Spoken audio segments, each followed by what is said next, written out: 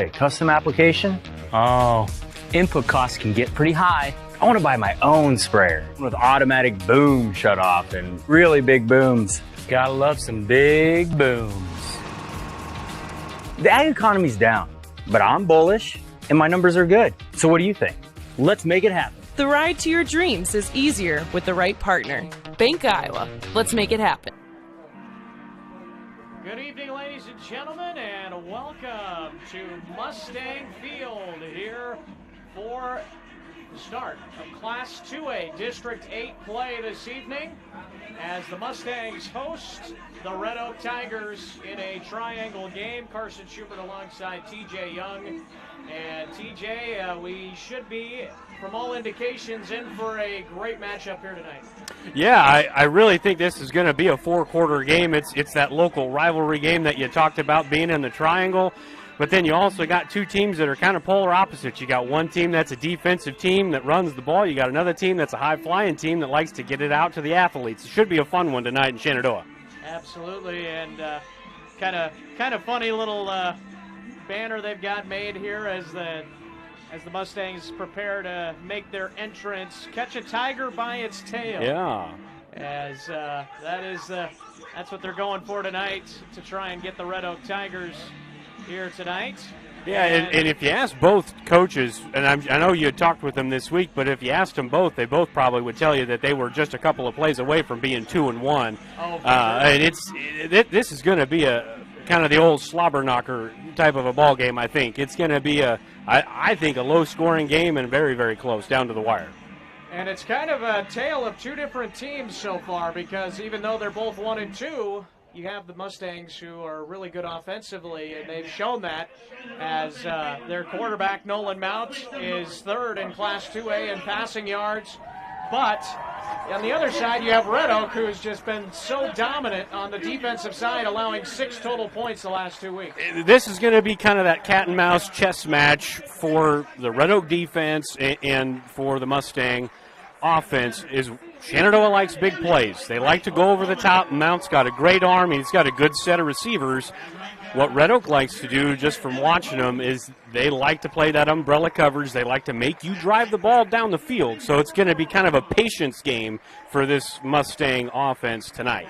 And then you switch sides, where the Red Oak offense so far this season, they have struggled to an extent. Obviously, not scoring a week ago, but the running game has been pretty good. However, when the passing game has needed to come alive, it hasn't been able to become alive so far this season. Yeah, Riley Fouts has done a very good job. Kind of that, he was a KMA Player of the Night a couple weeks ago with the win over West Central Valley, and he's been consistent all year long. And they got a slew of guys that carry the ball for him on the ground. But you're right, the quarterback situation. We should see two guys tonight.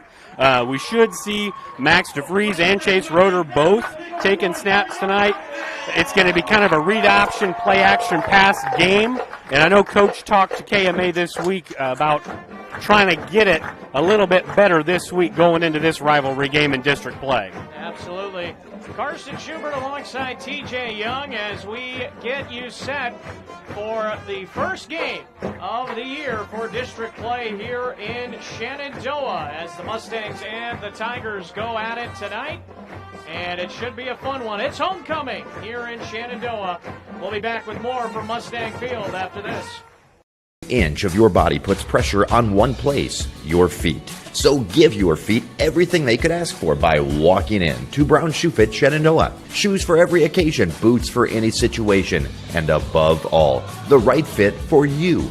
After all, Brown Shoe Fit has been fitting feet for over 100 years. The only downside, so many shoes to choose from and only 2 feet. Great service, great selection, a great fit every time at Brown Shoe Fit, downtown Shenandoah.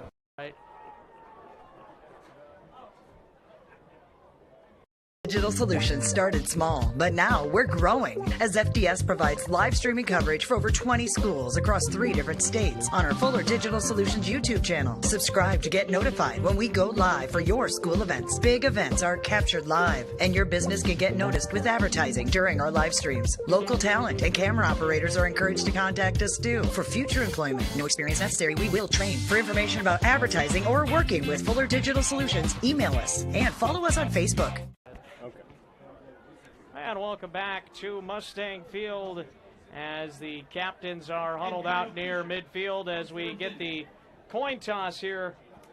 Momentarily we'll have an idea of who's going to get the ball to start the game. And any keys going into this, TJ, before we get started here tonight?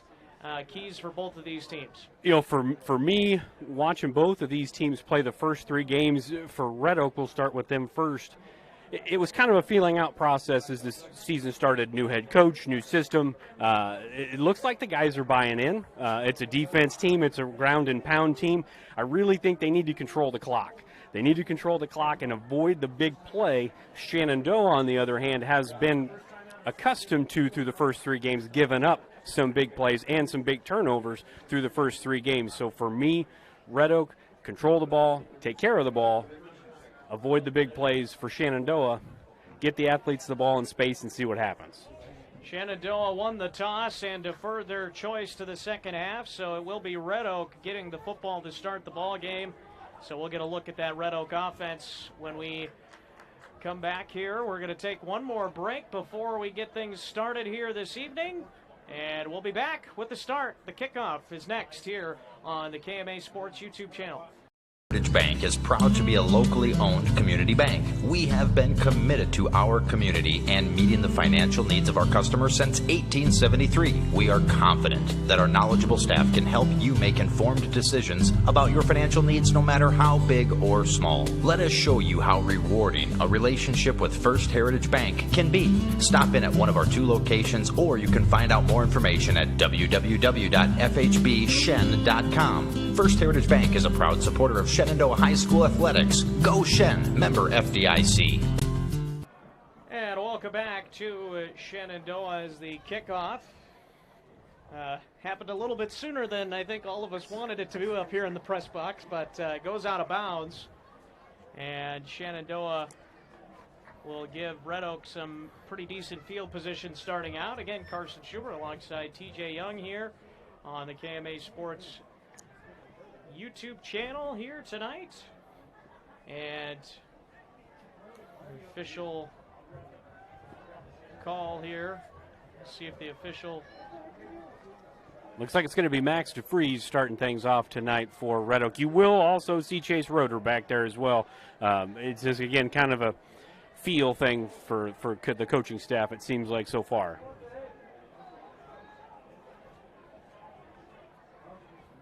So they put the ball at the 35-yard line, and that's where it'll be 1st and 10. And the game clock is going to be reset to 12, as it was at 11:59. So that will be reset. And it'll be 1st and 10 out of the pistol formation. And as you said, quarterback Max DeVries, the 6'2", 170-pound sophomore. He's back to pass, and it's a little screen play over the middle.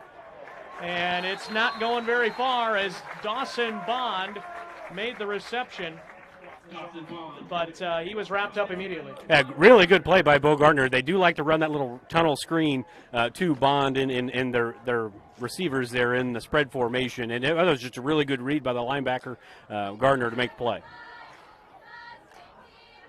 And right now for Red Oak, that's probably the passing game they want to go to until they find a quarterback that's comfortable. Those short, quick screens, the quick passes, makes some easy throws. And we may see Chase Roeder at some point tonight as well. And here's a handoff, and it goes nowhere.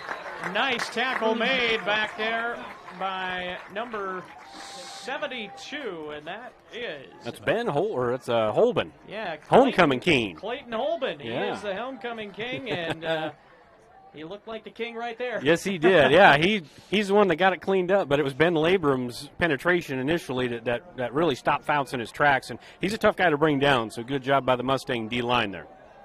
3rd down and 10, so Back-to-back no gains for this Red Oak offense.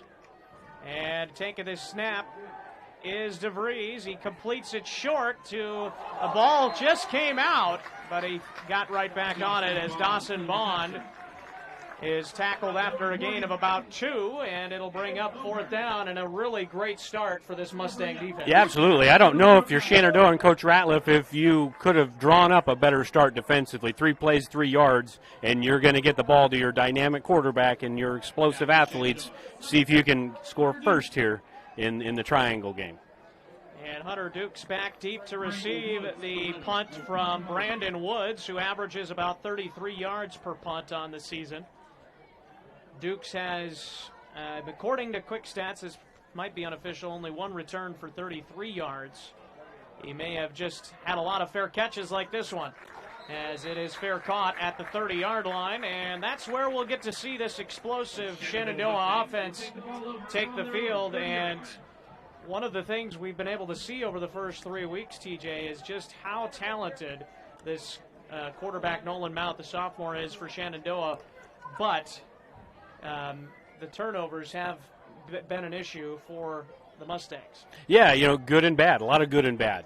He's got some dynamic arm talent, and he does a good job, and he's got good playmakers. But, yeah, it's just sometimes forcing the ball too much, and hopefully over the course of the season for the Mustangs, he can clean that up. And there's a run with Bo Gardner, the running back, out of the pistol formation, and he picks up 6 yards.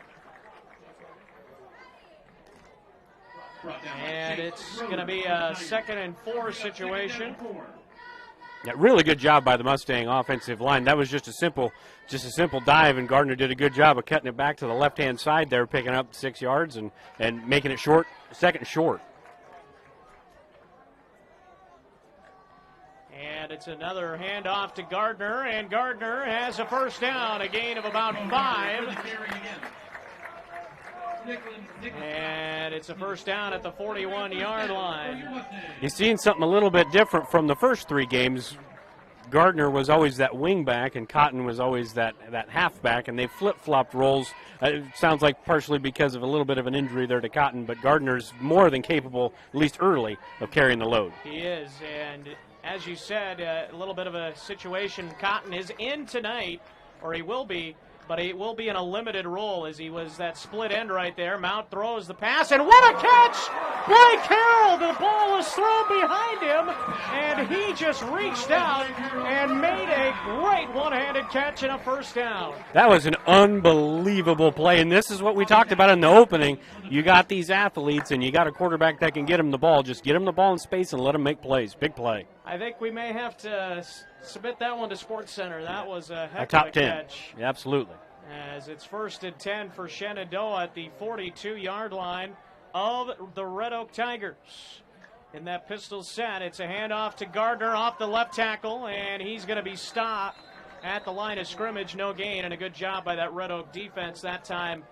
Pretty well sniffed out there by the defense, number 53 for Red Oak, and I do not have his number. Oh, Nick Fouts. Much better job by the Red Oak defense. Gardner tried to bounce it out again, and they did a good job of keeping him hemmed in. So 2nd down and 10. Mount out of the pistol set. Fakes the handoff, now gives it to Hunter Dukes, and he gets about a yard, and that was well read once again. So now it's 3rd and long here for the Mustangs. And now you're pretty much in another passing situation, but also probably 4-down territory if you don't get it. Yeah, where we're sitting at right here, the ball's on plus side of the field. You're at the 43-yard line. With this offense, you can go for the big play, or you can try to get half now and half later. There's a lot of options right now for Coach Ratliff in his offense.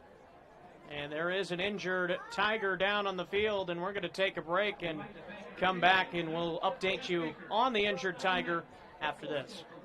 This is Kane with Gowing Plumbing. Gowing Plumbing is the name to remember for 24-hour service. That includes after hours and weekends, because that is when problems usually occur. We're located in Shenandoah, but we also serve the surrounding communities. That's the way it's been done for more than 70 years.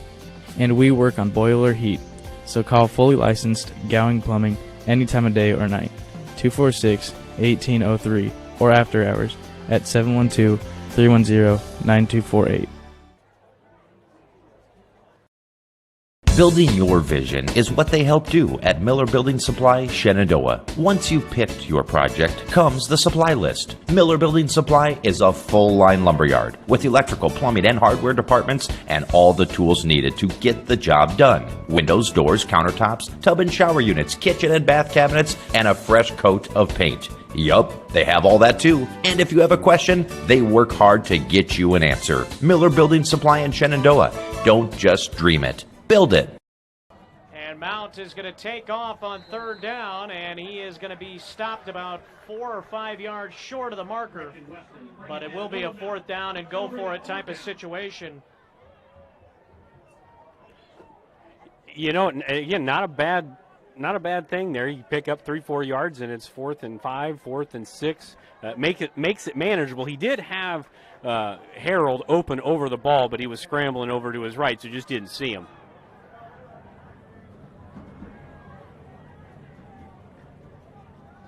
Mount back to pass. He rolls out to his left. He's in trouble, and he's hit from behind. The ball is out. Flag comes in. And we'll see what the flag is on here. Otherwise, it will be turnover on downs, regardless of who recovered the football. Yeah, it was, again, just it took too long to develop. Mount was looking for a guy, and Harold just opened up going across the middle on an in route, and just took too long, and the good pass rush by the Red Oak Tigers forced that fumble and a turnover on downs. And a holding penalty against the Mustangs will be declined, and it's 1st and 10. And, you know, I thought this week, TJ, that this could very well be a defensive struggle, and first 2 possessions, 1 for each team. It looks that way, but obviously lots of game left. Lots of game left, but, you know, 7:16 to go in the first quarter, and honestly, I kind of think this is going to be in between the 20s all night. You know, big plays might happen, punt returns, block punts, you know, big long passes over the top might be a little difficult to come by tonight, so might be the ground game for both teams. So 1st down and 10, and here is a handoff for a gain of 2, and that is the running back, Riley Fouts, who has done a really good job this season. 58 carries, 320 yards, averages 5.5 yards a carry, a couple of scores on the year, and gets a couple of positive yards. And the Mustangs, they'll take 2 yards a pop from Fouts because he's too good of a back to get that all night long. They're, again, doing a good job. First 4 plays, just 5 yards for the Tigers so far.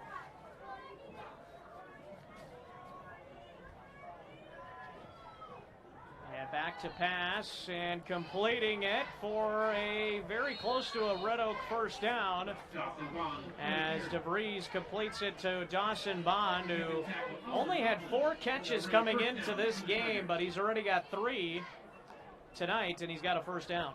Yeah, and that was just a simple, just a now route or just a little one-step hitch, and you know, when your cornerback's playing 10 yards off, that's easy pitch and catch. And again, just give your quarterback some confidence because they've really seemed like they've had some struggles the first 3 weeks, so that's helpful, those short little passes to get DeVries comfortable. And another run, and it's Fouts. He's got a 1st down and more. He's down the sideline. Cotton is able to take him down on the sideline inside the 25-yard line. A really nice run by that explosive running back, Riley Fouts, as he gets down to the 20-yard line. And that is, let's see, about, 30, well, let's see. Was on the 36, so say about a 44-yard run. Yep. If I get my math correct, I've never been a good math person. Oh, you're right. That's 44. So yep. There's a flag coming out as Fouts had a good carry, but it's more than likely coming right back. Yeah, on the previous play, it just kind of goes to what he's been doing all season long. You can't bring him down with arm tackles, and that's what the Mustangs tried to do that time. He broke a couple tackles right away, and he's 44 yards right away and in a hurry. He's got good speed to go along with that big frame. But it looks like it is coming back, like you said. It's a holding call, so they'll be 1st and 20. And this is what's bit them in all 3 games this season against Nottoway Valley, even West Central Valley, and then Riverside to start the season. They've had a lot of trips inside the red zone and a lot of mistakes down there. Yeah, not just in the penalty form, but also in the turnover form, as that one nearly bobbled, nearly lost that time, as Austin Johnson took it on the end around that time and did not go very far and actually lost maybe a yard on the play. Yeah, and we talked earlier in the game, and we'll probably talk about it later, about the athletes that Shenandoah has. I mean, let's not get it twisted. Red Oak's got some good athletes too. Get them the ball in space, get Fouts the ball going downhill. They've got some playmakers that can be game changers as well. They just have had some struggles down here in the red zone so far this season. DeVries takes the snap from the pistol. He throws over the middle, and it's incomplete, looking for Johnson. He had it in and out of his hands that time, and it'll bring up 3rd and 22. And these are the types of situations for Red Oak you cannot be in. Yeah, predictable downs. You're talking screens, draws. If you take a big shot, you got to figure Shenandoah is going to be in a cover 3 or a cover 4 situation, so you're not going to give up the home run. But that was a really good pass play, and it was a really good play design, just in and out of the hands. I mean, I would have set up a 3rd and manageable there. 3rd down and 22, and they try a little trickery, but it does not work. But there may be a flag that bails him out here. Was it a face mask? It could. It was in the area of face mask. That's what I think. That's what I think it's going to be. Looked like his head kind of jerked to the side there on the tackle. That's huge if it is. That's a big penalty right there. And it is a face mask. On the defense. That'll bring up 3rd down for the Tigers. So it's a personal foul, but it's not an automatic 1st down? Evidently not. I just assumed that was, but it's going to end up being 3rd down and 6, it looks like. A lot easier 3rd down. Yeah, I was in the same boat you were on that one. I thought personal fouls were always automatic 1st downs, but I could be wrong. I guess at the Iowa high school level, maybe not. But still, it's still a big 3rd down coming up here. It's a lot more manageable, a lot of run-pass options here for the Tigers. And they want to talk about it, so we will talk. We will take a timeout with them with 5 minutes to go in the opening quarter. Tigers trying to be the first to score in this triangle game. We'll be back with more from Mustang Field after this. Corporation in Shenandoah is growing. Pella is a family-owned company and has a strong heritage that started in 1925. Pella offers a strong benefit package, competitive wages, quarterly bonuses, profit sharing, and more. Pella has a decreased overtime schedule. You'll never work on Sundays, and you will have at least 2 Saturdays off each month to spend more time with your family. Go to careers.pella.com to see what jobs are available and apply today. Experience is not necessary, as Pella will provide training. Pella is an equal opportunity employer. In first place this year is the freshman. Sorensen Auto Plaza in Shenandoah has been here over 25 years, and they specialize in financing. Buy here, pay here. At Sorensen Auto Plaza, they finance all credit types. Bad credit, no problem. Visit SorensenAutoplaza.com to apply for financing, and stop by and visit us on Sheridan Avenue. Sorensen Auto Plaza, proud to support this Shenandoah live stream.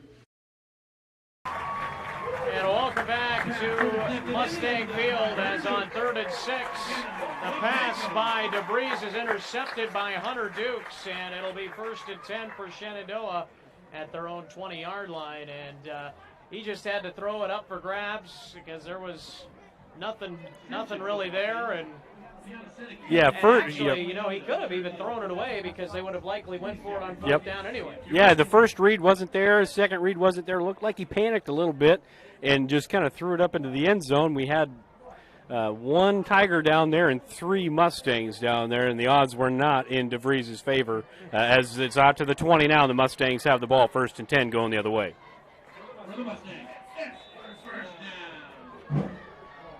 So So first down and 10 for the Mustangs. And they will start at their own 20-yard line. 4 wide receivers, twins to both sides. Now Cotton comes in and takes it on the end around, and he's going to have a first down or really close to it. Cotton for the carry. And they will give it to him, a gain of about 11 on the play. It's just a little pop pass there, just coming in motion, a little jet sweep, but that's going to count towards Mount's passing yards there. Cotton's not getting rushing yards. He's going to get a catch for about 12 yards. Yeah, that's right. That is, you're right. And really sweet little play design there, too. You know, just get the edge. Another way to attack the edge. The Mustangs have had a little bit of struggle running the football the first 3 weeks. This is just another way, an extension of the run game type of a play.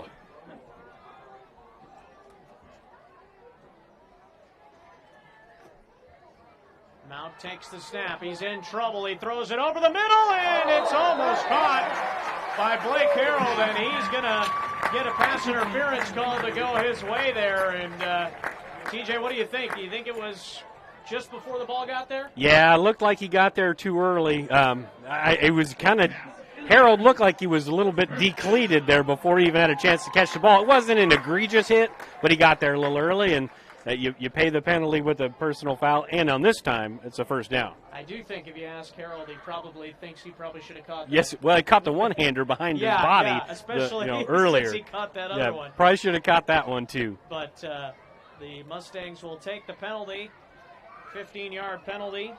You know, one thing I noticed, there's Braden Woods. Keep an eye on him tonight. He's number 15 on the defensive line for the Tigers. He is a game wrecker for them. He almost got to Mount on that last play. He's going to be in the backfield all night. Bo Gardner on the carry, and he gets 2. I've got him with 3 carries for 11 yards so far tonight. Very unofficial statistics at the end. I may have to check with some official stat takers. Well, you're doing fine. Second down at 8 for Nolan Mount and the offense for the Mustangs. Back to pass. He rolls out to his right side. He is going to throw it short, and he's got it complete to Blake Harold. Did he throw it? He may have thrown it beyond the line of scrimmage. That was another one-handed catch. It was. Not quite as miraculous as the first, but still a pretty nice catch, it looked like, by Blake Harold. And unless it was an eligible man downfield. And that's happened a few times this season to the Mustangs, where Mount's scrambling and it's taken a little bit more time than they're used to, so they start to drift. I don't know what this is going to be called. It was way behind the play. It was after the pass was thrown and caught that they threw the flag. May have been some extracurricular going on over here on the backside. I don't know. Yeah, it'll be interesting to see what the call is here.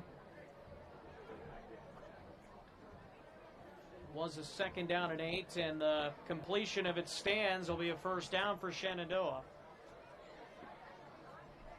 Yep, and illegal forward pass. Illegal forward pass. You were right. Good job. And it is a loss of down. It should be a loss of down. And so, yeah, once again, it should be a loss of down, so it should be third down.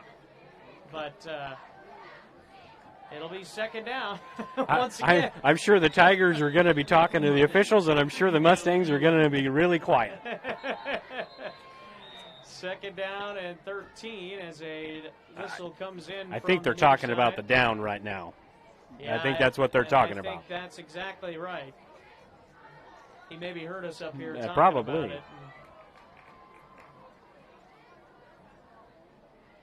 it. Maybe they want to go back to the personal foul over here, too. Might be a little too far going back. And nothing has changed, so we'll still second down. Second and 13. The Mustangs are happy about that, for sure. As you said, they want to be quiet on. And now, now we've got another delay.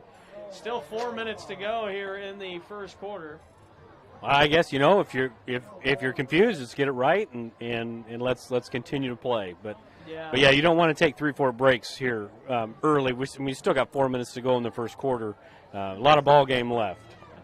A little water break, maybe. Yeah. They could just let him go to the sideline while they figure this out, I guess, as long as it's taking. And it really has kind of shaken out so far the first 8 minutes of the game, kind of like we expected. We've had some big plays really on both sides, but everything's kind of stalled out inside the 20 or 20 to 20. So it's been that way. We'll see what happens. It looks like they have changed it. Yeah, they have changed it. So 3rd and 13 after multiple discussions, and so now a huge play for the Shenandoah offense. And that was the right call. So credit the near side judge for going over there and making that change. At first they're like, no, and then they're like, wait a minute. So 3rd and 13, Mount out of the shotgun, Gardner to his right, twin receivers to both sides. Back to pass, rolling to the near side. He lofts it down the field for Cotton. He's got it, and he's inside the 20-yard line. That's a big play by a running back down there. Yeah, he's a running back, but he looked like a receiver right there. And a huge completion. 19 yards to the 50, and then all the way down to the 17-yard line. So let's see if I can do my math. I'm pretty slow at my math here. And against the cover 3, that makes it very difficult to go over the top like that on the side. Usually you hit the seams on a cover 3, but they went and attacked the edge, and it worked out well as Gardner gets a big run up the middle here on 1st down. Run by Cole Gardner. Mustangs offense, save for a couple of penalties, they've looked pretty good so far. Gardner got 3 there. And I'm going to go ahead and say that was a 52-yard completion. And so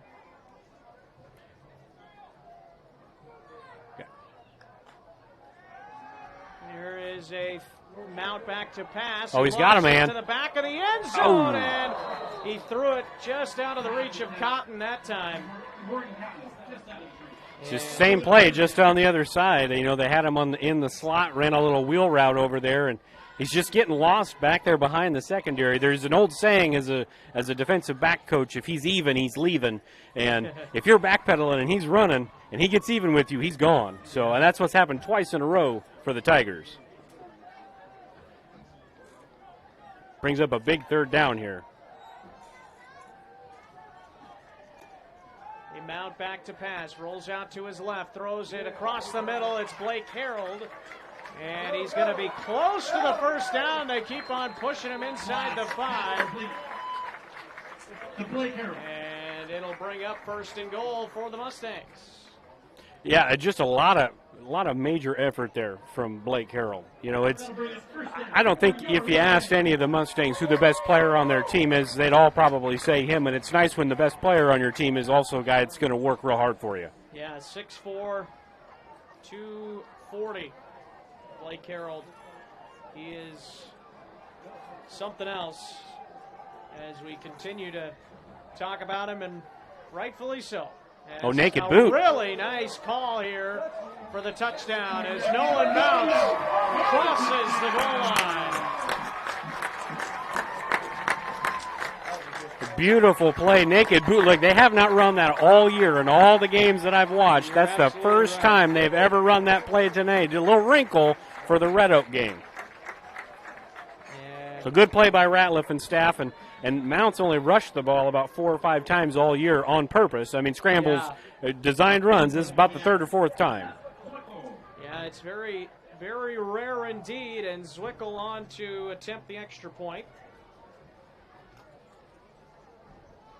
And the kick is no good. Wide left. 6-0 with 2:31 to go in the 1st quarter. Red Oak trails Shenandoah. We'll be back with more from Mustang Field next.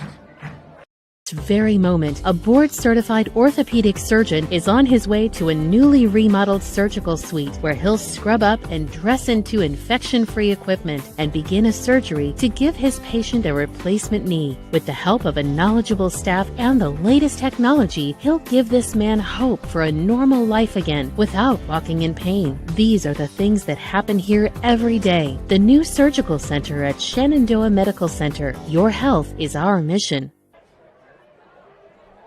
Welcome back to Shenandoah, Mustang Field. 4-yard touchdown scamper by Nolan Mount as he has his, I believe that's his first rushing touchdown of the season. So, yeah, as you mentioned, pretty rare to see him out and about, but like you said, a wrinkle that they threw in for this game, and who knows, we might see that more throughout the season to give teams a little bit extra something to prepare for.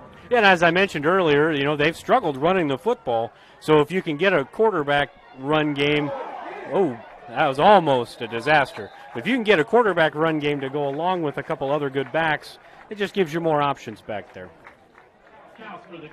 So they covered it up back there. Dawson Bond had bobbled it, and then he just got on it back at the 13-yard line. So it's a not an ideal starting field position for Red Oak here, and things were looking good for them. They were driving down the field, and then they stalled out, threw the interception, and then the Mustangs followed suit with a scoring drive of their own. And, you know, Red Oak does have big play capability. They've had big plays this year. Most of them, though, just have been on the ground, so they're just going to get it a different way than Shenandoah.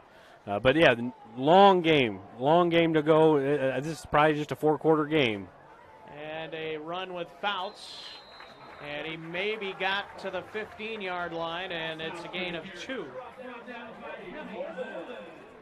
Yeah, not a lot of room for Fouts so far in this game, other than save for that one run he had for 44. Mustangs have done a good job with a new nose guard in there tonight, as Dickerson is in there starting at nose guard, plugging up the middle. And Dickerson's not a super big guy. He's only about 180 pounds soaking wet. So if you can plug that hole with a converted linebacker, you're doing something there. Pistol formation once again, and a handoff. No play fake this time, and it's going to be intentional grounding. And if that was in the end zone, that's a safety. Yeah, it just depends on where he was when he started throwing it, and we may have a couple different meetings here to confirm that. But I think it's going to be a safety because the officials are going to talk about it. And it's funny because the referee should have been the one to make that call, and he's talking to these other guys. I think it's going to be a safety. No. Yeah, he didn't throw up the safety signal. They didn't throw it up, so it's going to be like at the 1. Now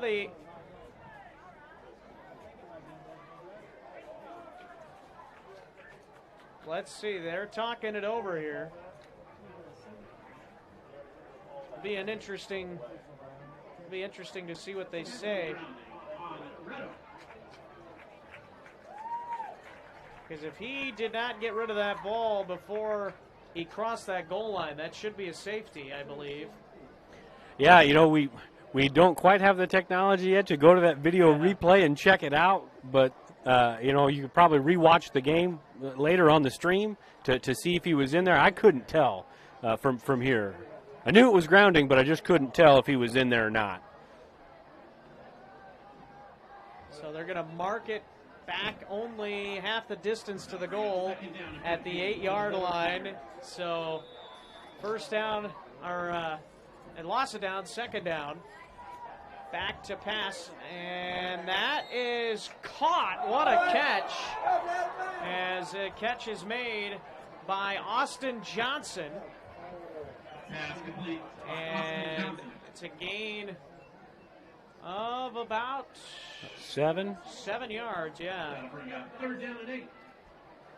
And that should have been a loss of down on the one, so that should have been third down. This should be fourth down. I totally agree with you. Yeah. Once again, the officiating crew tonight maybe a little confused out there. Oh, the official's blowing the whistle right now. We're going to have another conference. And yeah, that's what they're telling the side judge, that it's fourth down. Looks like that's what they're telling him. I think. So, yeah, it should be. You're absolutely right. It should be 4th down, but we'll see what they call here. You know, they had a conference the last time, and it took maybe a little longer than anybody would have liked, but they got it right. So, you know, hopefully this time it's the same situation where they talk about it and they get it right. If they're going to take some time, at least get the call right. Now, he's holding up his fist, so to me that's It's 4th down. And then we got another flag there. Looks like on the sideline. Yeah, I'm wondering if he just threw that to stop it, stop play. Yep, sideline warning. Oh, sideline warning. Okay. Penalty on the red sideline. So it won't affect anything, but that's their first one. If they get another one, then they'll have some yardage tacked on. Yeah, and that should be 15 yards if that happens. So now Braden Woods will punt it away. This will be his 11th punt of the season. Again, averages about 33 yards per punt. Hunter Dukes is back deep to return. He fair caught the last one.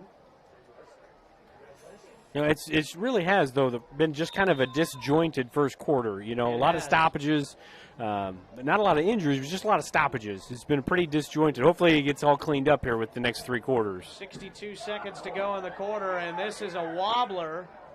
And a flag comes out in the area of a hold. Boy, I'd decline that. You know, there's a real good chance that he gets off a good boot, unless you want to go after it and take a shot. But you have really good field position right now. The option of tacking it on at the end of the kick. If they do, they might do that. Nope, they're just going to decline it. I don't think they got that option. But if they would have got that option, I'm sure they would have loved to do that, but yeah. Yeah, I mean, if he gets a 50-yard boot, absolutely. Yep, send him back and do it again. But kicked it off the side of his foot for about 25 yards, you take the field position and get your offense back on the field. This ends up being a really important drive for Red Oak. They haven't been able to get the offense going, save for the one run from Fouts. They really need to grit their teeth and get a stop and get the ball back. 1st down and 10. Mount bobbles the snap. He's just going to take off and run with it himself, and he gets positive yardage. And that's a really nice play by the sophomore, and I think we're starting to see a little bit of maturity here in week number 4. Yeah, that's the difference right now between the two quarterbacks playing right now. One's having a little bit of trouble, and the other one gets a bad snap, has the wherewithal to not panic and get upfield for 4 yards and make something out of nothing. So there's still a lot of game left, though. It should be the final play of the first quarter here. And it is a run with Morgan Cotton. He's inside the 30, and he's taken down right around the 28-yard line. That nice little reverse. They ran that play before with Hunter Dukes earlier in the quarter. This time you give it to a halfback who's a little bit more used to running with the ball in his hands, and he gets a nice gain and a 1st down to end the quarter. Yeah, and that is the end of the first quarter. 6-0. Shenandoah leads Red Oak. We'll be back for the start of the second quarter in a moment. I pay to spray. What did you say? Pay to spray, custom application? Oh, input costs can get pretty high. I want to buy my own sprayer with automatic boom shutoff and really big booms. Gotta love some big booms. The ag economy's down, but I'm bullish and my numbers are good. So what do you think?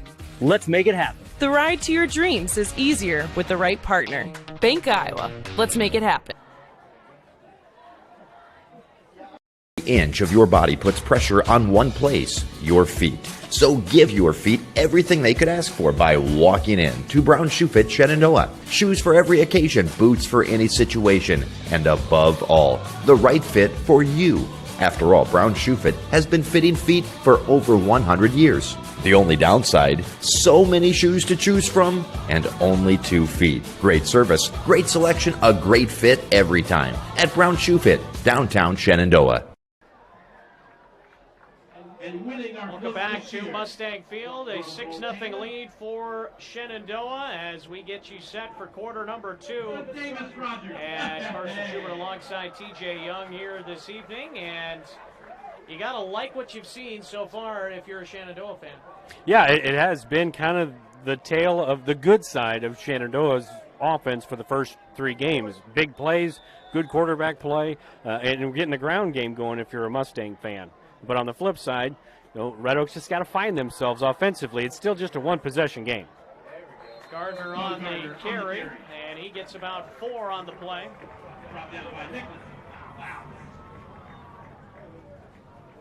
Second and 6.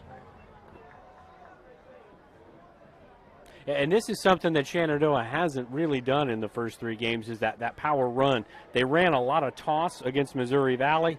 That was kind of the extent of their power. We'll see if now with Gardner back there, if they end up going more power. And exactly what you just said, as they went with the power eye. On the carry. And it's a gain of about 1. Logan Pond on the tackle. I'll actually maybe give him 2. Yeah, I mean, just flip-flopping rolls there between Cotton and Gardner. It was always the other way for the first 3 games, and now your fullback's getting some carries because of the little bit of an injury there to Cotton. But Gardner's doing a really good job, and credit Red Oaks defense for bearing down and forcing a key 3rd down here early in the second quarter. 3rd and 5. Shotgun formation. Mount in trouble. He rolls and he completes it to Blake Harold inside the 10. 5. Dives for the pylon. Out of bounds at the 1. I was ready for it, but he is out of bounds inside the 1. Harold has still not got his first touchdown reception of the season, and he was trying so hard for it right there. He's got a lot left in his career, whether it's at this level or the next level. That was a really good play. Just taking what they're giving him, not taking the deep shot right there, just a little under route, the little flat route. Good play by Mount, the sophomore, learning as the season's gone on. He has done a really fine job so far, and they line up in the power eye formation.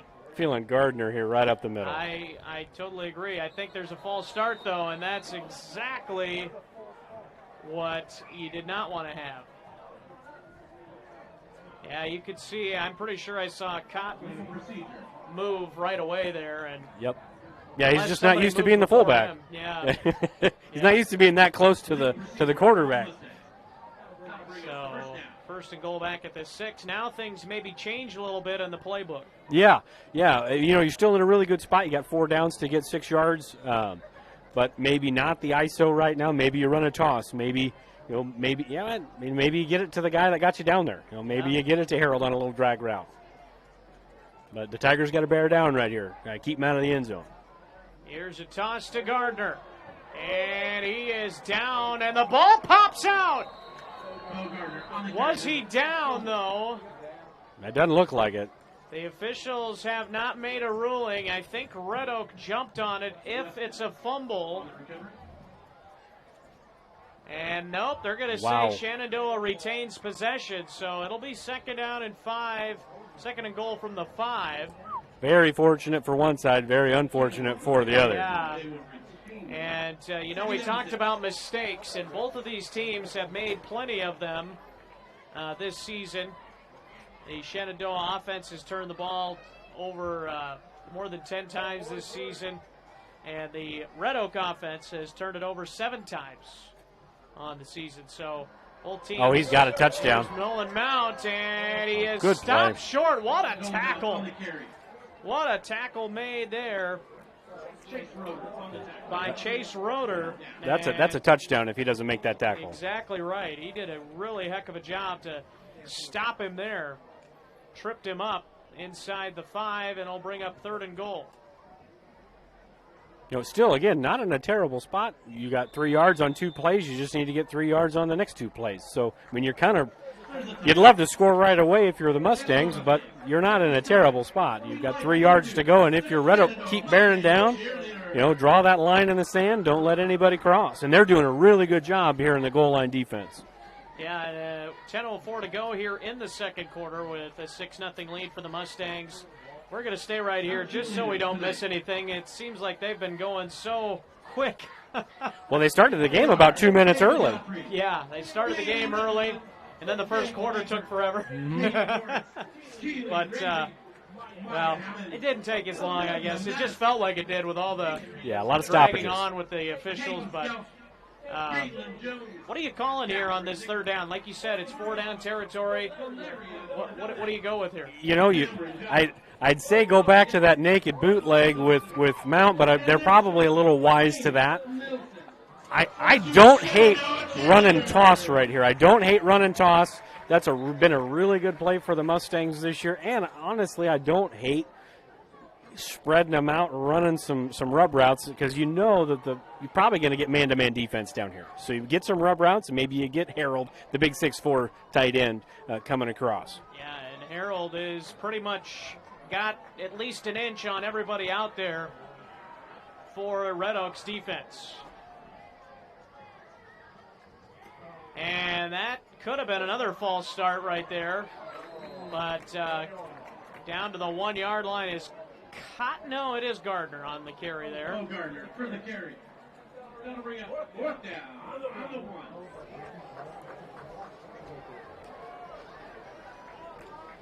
Fourth and goal from the 1.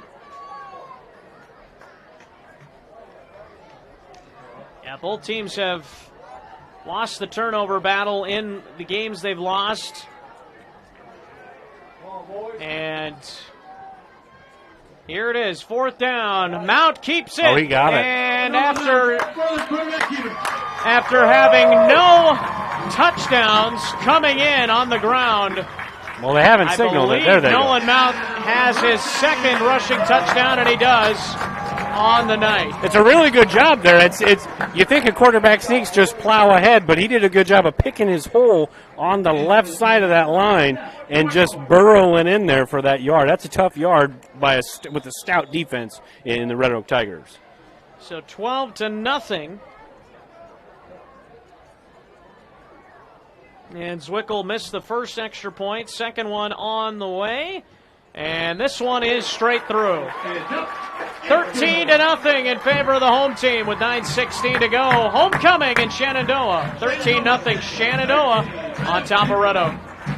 Digital Solutions started small, but now we're growing as FDS provides live streaming coverage for over 20 schools across 3 different states on our Fuller Digital Solutions YouTube channel. Subscribe to get notified when we go live for your school events. Big events are captured live, and your business can get noticed with advertising during our live streams. Local talent and camera operators are encouraged to contact us too. For future employment, no experience necessary, we will train. For information about advertising or working with Fuller Digital Solutions, email us and follow us on Facebook. Welcome back to Mustang Field.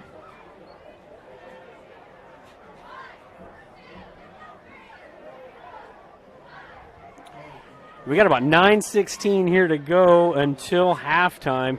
Becomes kind of one of those imperative drives for the Tigers. Maybe you see a rotor. We've seen DeVries the entire first half so far. Maybe you see rotor that gives them that read option game that they didn't have with DeVries.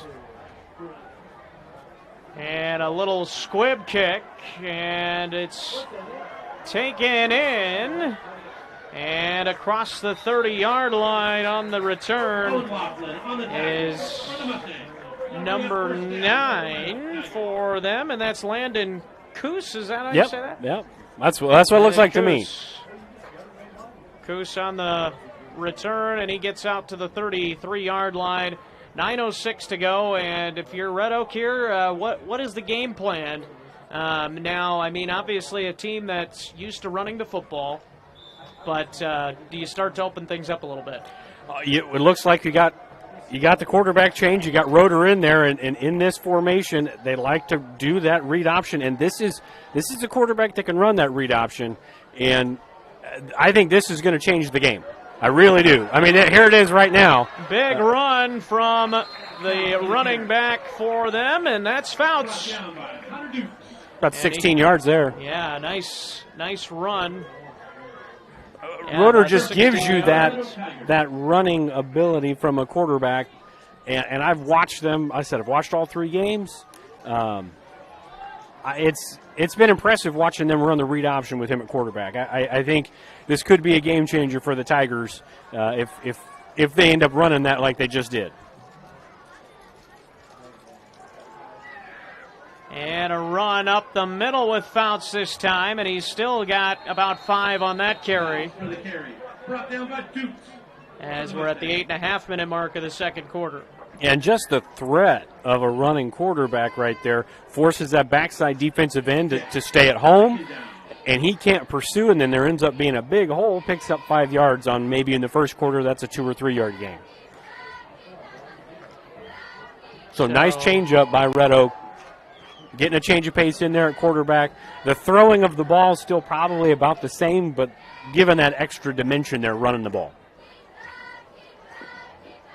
Here's a handoff again to Fouts, and he has about 6 that time, and it's a first down.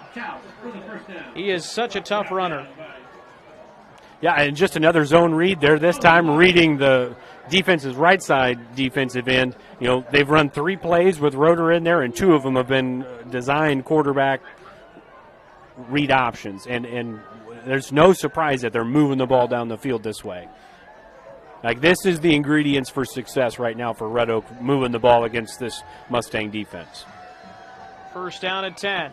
And Roeder is in at quarterback. I don't know if you mentioned that already, but Here's a run on the sideline, and a nice run by Fouts. And a 15-yard run or so right there for Fouts as he is closing in on 100 yards. Flag is down, a little laundry. Looked like it'd be on the Mustang defense there. They were right there in the huddle, just getting ready to kind of get the play call in, and the umpire there in the middle just threw the flag. Maybe some choice words were said that maybe shouldn't have been said there. Unsportsmanlike conduct. And so that'll put it, I don't know if they'll say half the distance or if they'll go. Inside the 30 should be half. Should be half the distance. Should be on about the 12.5 yard line. And so 15-yard run there, and that is, I have Fouts on 8 carries for 92 yards so far. Knocking on the door of a century mark right there, and he has played very well. And really, the Tiger offensive line does a really good job blocking at that first level. It's getting to the second level that sometimes it looks like they're having a bit of an issue with this season. Having that running quarterback allows them to get up there because they're leaving a guy open. They're not blocking one of the defensive linemen. Roeder takes the snap, hands it straight ahead to Fouts. Why not? He's been doing it this whole series, and he's down to the 6-yard line. It's a gain of about 7. And he is 1 yard away from 100 from my unofficial statistics. Oh, and again, 6 plays with Roeder at quarterback. 3 of them have been read options, and that's his bread and butter. And that, to me, that's the offense that makes this Red Oak team click. I mean, they're knocking on the door and making this back to a 1-score game. Roeder takes the snap, hands it to Fouts. Fouts is going to walk in for the touchdown. Great drive by the Tigers in a response there. They needed it. It's a nice 6-yard touchdown run. And thank you. Gets them on the board. Gets some feel good over there on that sideline for the Red Oak Tigers. So very, very impressive drive by Roeder and Fouts and the offensive line for Red Oak. And a much-needed response as we see there, and see that 2-quarterback system come into play here, and we'll see if they kind of roll with the hot hand, which mainly the hot hand was Fouts. Yeah. As the extra point is on the way, and it is good. 13-7 with 6:35 to go here in the first half. Great response by Red Oak, and it's a 1-score game here in Shenandoah. Heritage Bank is proud to be a locally owned community bank. We have been committed to our community and meeting the financial needs of our customers since 1873. We are confident that our knowledgeable staff can help you make informed decisions about your financial needs no matter how big or small. Let us show you how rewarding a relationship with First Heritage Bank can be. Stop in at one of our 2 locations, or you can find out more information at www.fhbshen.com. First Heritage Bank is a proud supporter of Shenandoah High School athletics. Go Shen, member FDIC. Welcome back to Mustang Field, and a really impressive drive there by Red Oaks offense, and it was the Riley Fouts show there. Yeah, a really impressive drive, and they were sputtering around offensively for the first quarter and some change, and then you make the quarterback change, start running that read option, and then everything opens up because you got to respect that running quarterback. That's one guy that can't go in and hog tie your running back, and that's important. Fouts is too good to leave one guy off of assignment. He's just too good. Has a great response, like you said, from the Tigers. One-score game. We've talked about it a lot already. I think we're in for a 4-quarter fight. Yeah, I agree. Dawson Bond will kick off for the Tigers.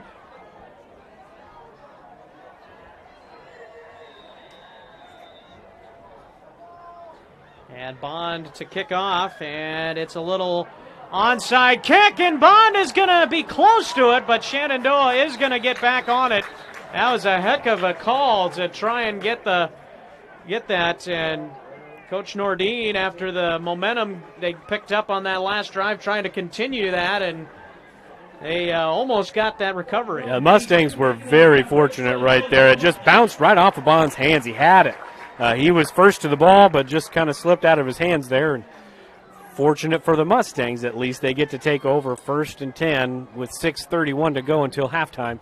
Chance to go back up by 2 scores here. For the Mustangs, first down.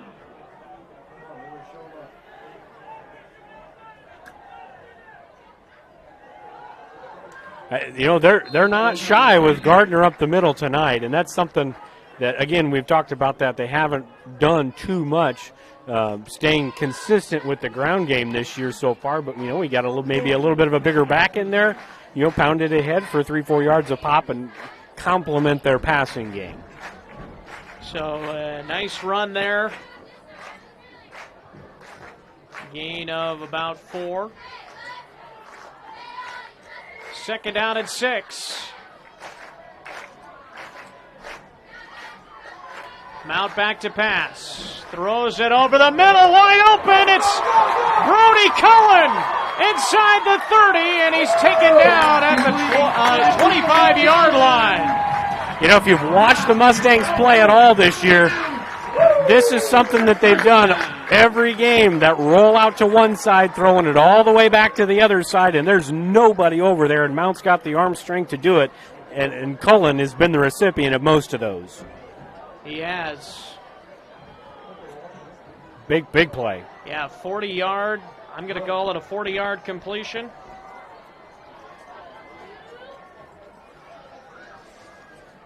First and 10. Bo Gardner gets the carry, makes one man miss, makes another miss inside the 20.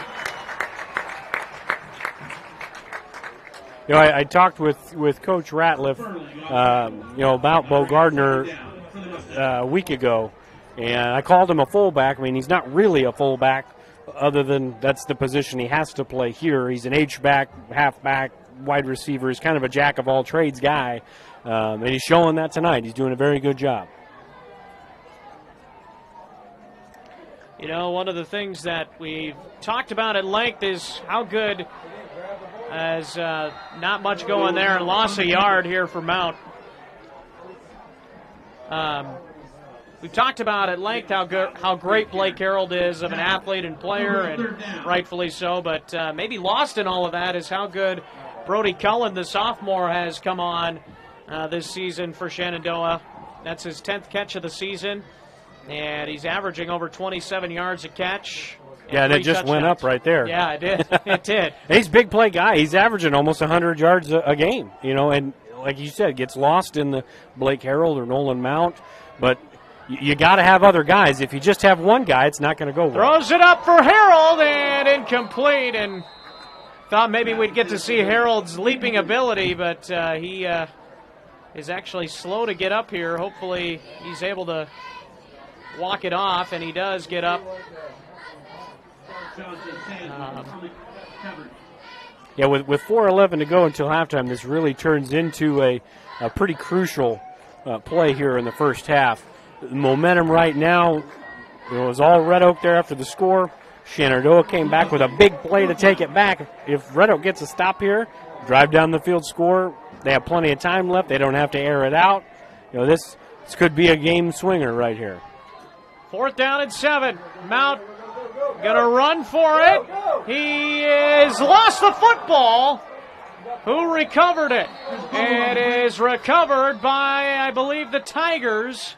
Wait for the official signal. Yeah, if it's the Mustangs, that's a first down.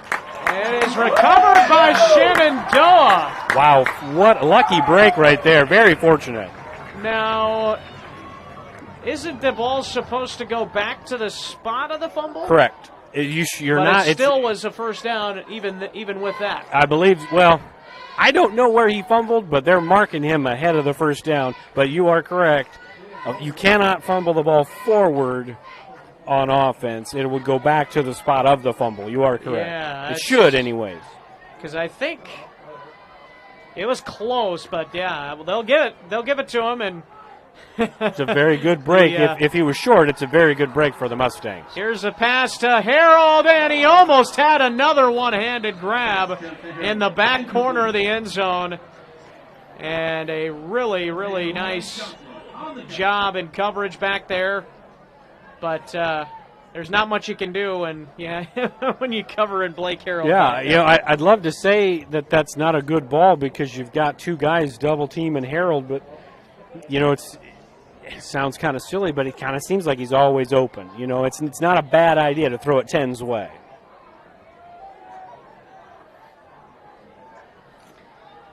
And it's a little reverse. It's Morgan Cotton inside the 10.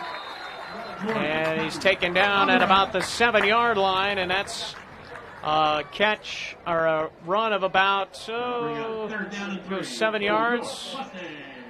7 yards for Cotton. Yeah, that's the third time they've run that little inside reverse or that little counter play.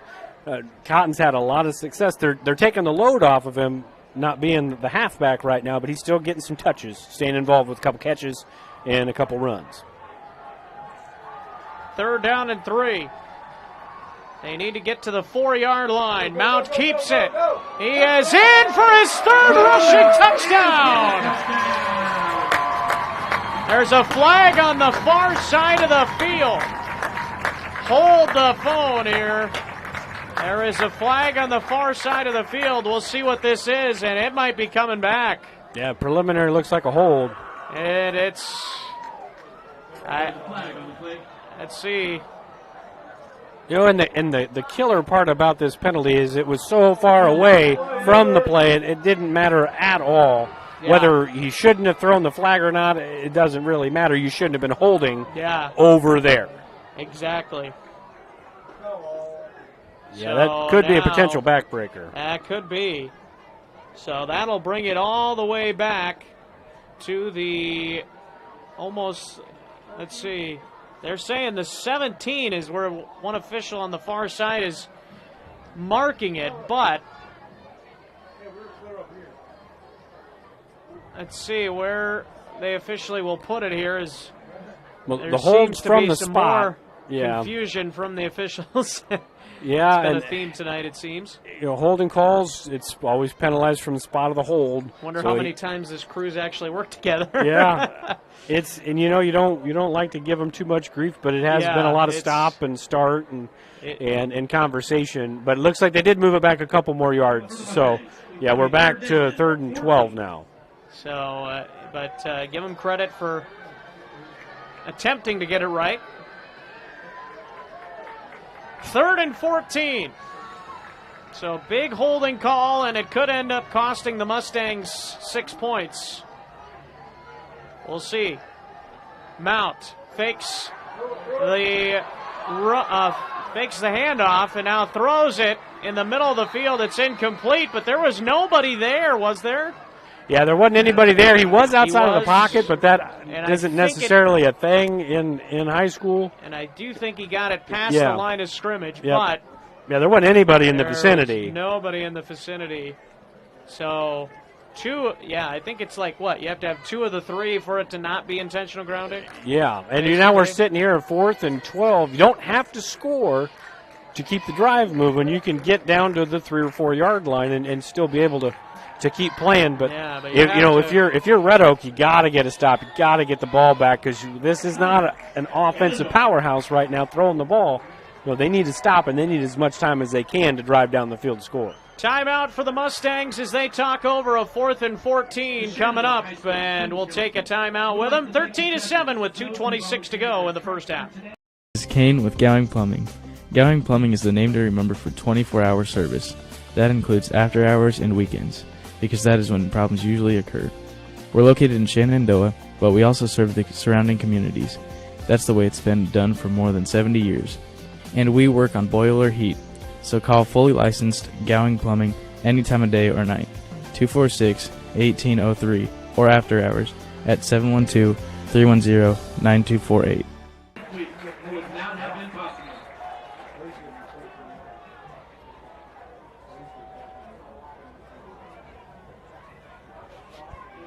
And welcome back to Mustang Field here in Shenandoah. And a big 4th and 14 coming up here. Pretty much an obvious passing situation, and I don't know if Mount lost there, if he lost his mouthpiece or what. I would assume he's got it back on him now, as he's not allowed to play in high school without one, so I think he's got her covered. Dueling timeouts, it looks like. Official timeout, equipment timeout, as they maybe wanted. Looks like Brody Cullen coming over to the sideline, and a knee pad that fell out. And so Hunter Dukes will check in for him on the far side of the field. And usually in those equipment timeouts, they'll give the athlete chance to get it fixed and get back out there, but they didn't do that here. So. Maybe they don't since Shenandoah just called the timeout. I don't know. That's entirely possible. Here is a throw over the middle, incomplete. Nobody was there. And it'll bring up a turnover on downs, and a really great job by that Red Oak defense. Even though they did get a little bit of an aid from that holding penalty. But there again, we talked about the mistakes that these two teams have made throughout the course of the season with holding penalties in general, and then, of course, turnovers being what has gotten both of these teams in this 1-2 start. Yeah, absolutely. It was take nothing away from Red Oak. They did a great job there of bearing down again inside the red zone. Almost got to stop the previous possession. They get the stop this time. Now they've got the ball. You still got the same quarterback in as the last drive, so you got an opportunity to go down the field with 2 timeouts and maybe take the lead here before half. And Fouts is on the carry. He jukes and makes a man miss. He's up to about the 25. Very close to a late hit, but it was only a little push, so if it would have been a more egregious, they may have called something. But nice gain of 7 or 8 there. On the run. Yeah, good bounce out by Fouts there. It was a little clogged up and congested in the middle. He was able to bounce it out to the outside and picked up a nice 7 yards and got out of bounds. The clock is their friend right now if you're the Mustangs. Keep them in bounds. Force them to throw the ball. If they can run it, they're comfortable. That is for sure. Roeder's going to throw, and Beautiful. The pass is caught. First down across the 40. Beautiful ball. Again, keeping it simple. It's that KISS principle. Keep it simple, silly, right? Don't have to do anything crazy. Just a simple one-step slant, and Johnson makes a nice catch. Easy, quick throw. Nice play. First down. Keep the chains moving.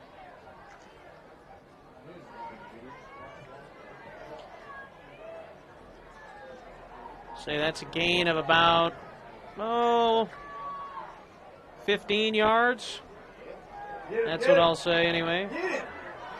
And here is Fouts, and he gets out of bounds, and he's taken down out of bounds. No flag coming in, but that could have very easily been late hit. Because, yeah, that was later than the last one. Yeah, and officials. Yeah, I'm gonna just stop. Yep. It was later than the last one, but you know, to be fair, I think on this side, I think it was number 88. That's Cole Thornton, the wide receiver, tight end over here. He had two big old handfuls of a defensive end linebacker for the Mustangs, so I think each side kind of got one there. Roeder in trouble, and there's going to be a flag, and it's going to be a hold that comes back here, regardless of what happens. Yeah, a few fans cheering over there, but they'll stop cheering once they see the flag. Yep. Well, and you know, truthfully, it's just one of those things. You're going to back up an offense that has had some struggles early in the year, back them up 10 yards more with under a minute and a half to go. So you get into that, you know, do we have to throw mode? You know, they still got 2 timeouts and the clock stops at first downs in high school. So you've got time. And Fouts has done a really good job of getting out of bounds on his last 2 runs to preserve some of that time. Yeah, and Roeder on the season coming in only has thrown the ball 14 times. He threw it for his 15th time on that completion to Johnson, and that was only his 5th completion of the year. So when he has thrown the ball, he hasn't been so successful with it. But it looked really good. That was a great throw that he made to Johnson, absolutely. Roeder back to pass. He launches one down the sideline, and it's incomplete. Nearly intercepted Brody Cullen, safety back there. For a sophomore, undersized for that matchup, because Thornton's 6'2", Cullen's maybe 5'8", 5'9". You get a jump ball 40 yards down the field and did not have pass interference in a crucial time. Kudos to Cullen there on the back end.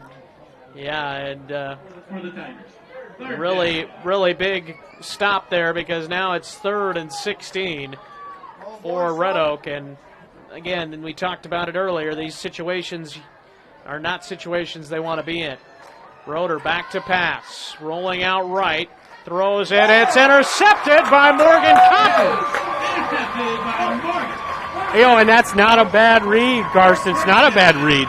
He had a guy open in the flat, but just not comfortable throwing the football right yet early in the year, and he just underthrows or throws inside. On the outbreaking routes, they say don't miss inside, and that's why. Big play. You got 1 timeout with a passing offense and a minute 12. There's still plenty of time to put some points on the board before the half. There is, and as you said, they do have a timeout to go with that, and with this passing attack, this is very doable. You know, and I've said this kind of all season long, you know, doing the Shenandoah games, but they have a field goal kicker. Zwickel can kick it from probably 30, 35 yards out, and they've never used him yet this year as we get a big play from Cotton and out of bounds. And Cotton gets out of bounds, and that's a run of 20 yards. I think Morgan Cotton's getting a little upset that Bo Gardner's getting all the touches, so he says, get me in on some of that action. And this Shenandoah running game, which hasn't been the best so far this season, has come to life on the last few carries that they've been able to have.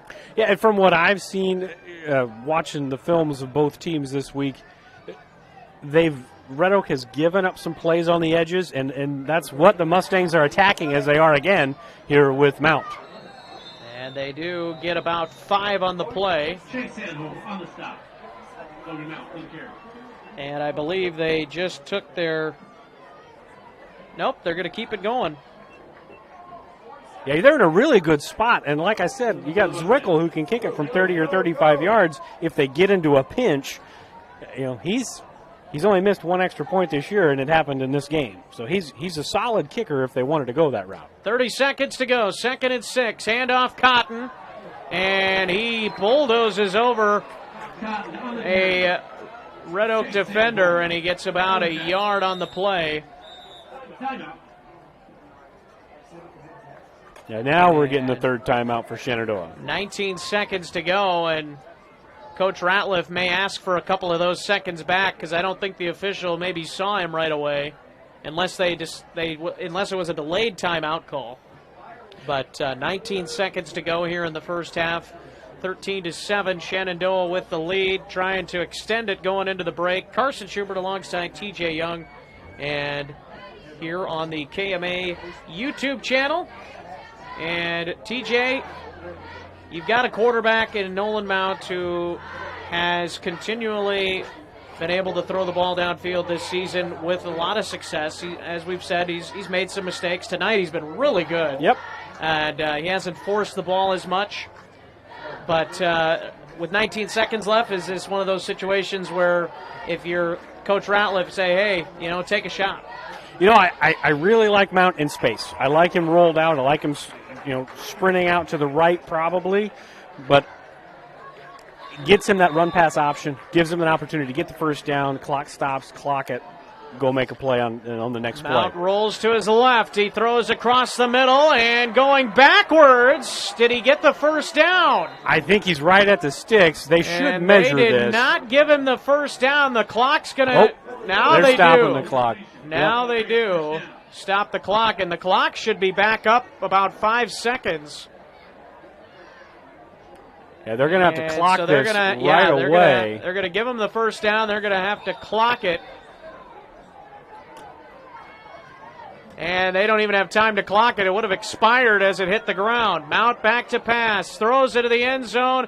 And it is incomplete. Incomplete out of the back of the end zone, says the official. And that is how the first half comes to a close, I believe. Unless there was a whistle blown before the snap. Yeah, I don't think so. I think you had the Shenandoah sideline over here. It wasn't Coach Ratliff. It was actually the defensive coordinator, Brett Roberts, was just screaming and hollering, trying to get the officials to put more time on the clock. But like you said, they just never did, and unfortunately for the Mustangs, incomplete pass to end the half. They weren't able to clock it and at least get a field goal opportunity there. But again, another big stand for the Tiger defense inside the red zone. That's twice in the last 4 minutes of this first half that they were able to keep it a one-score game. 13-7 lead for the hometown Shenandoah Mustangs on homecoming night.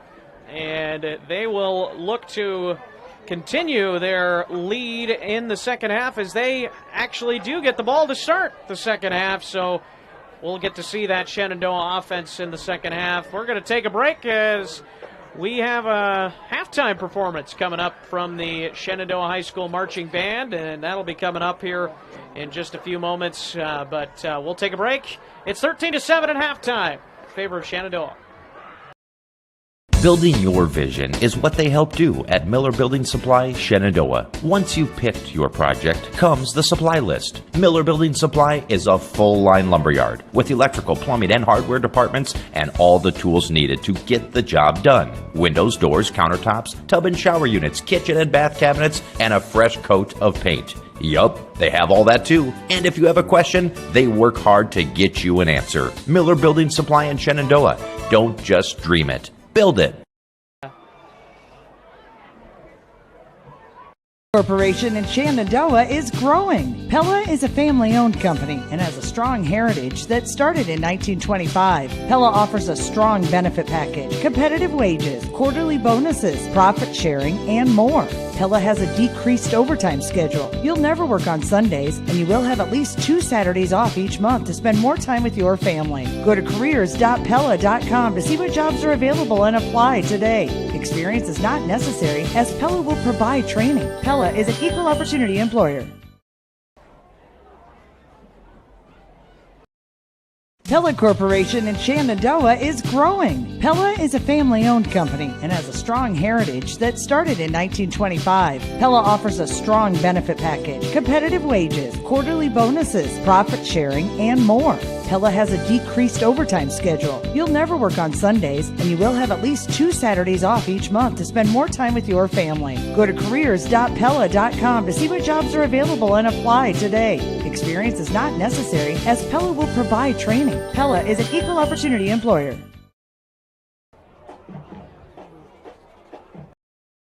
Sorensen Auto Plaza in Shenandoah has been here over 25 years, and they specialize in financing. Buy here, pay here. At Sorensen Auto Plaza, they finance all credit types. Bad credit, no problem. Visit SorensenAutoplaza.com to apply for financing and stop by and visit us on Sheridan Avenue. Sorensen Auto Plaza, proud to support this Shenandoah live stream.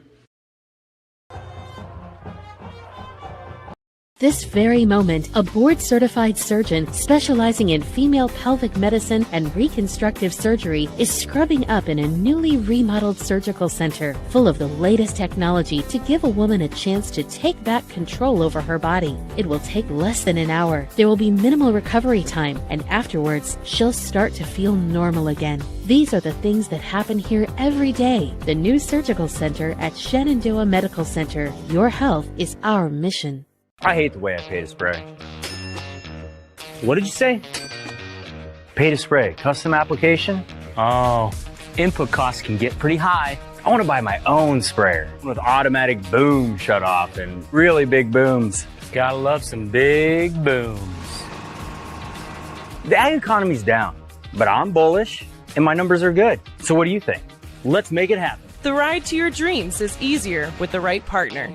Bank Iowa. Let's make it happen. Every inch of your body puts pressure on one place, your feet. So give your feet everything they could ask for by walking in to Brown Shoe Fit Shenandoah. Shoes for every occasion, boots for any situation, and above all, the right fit for you.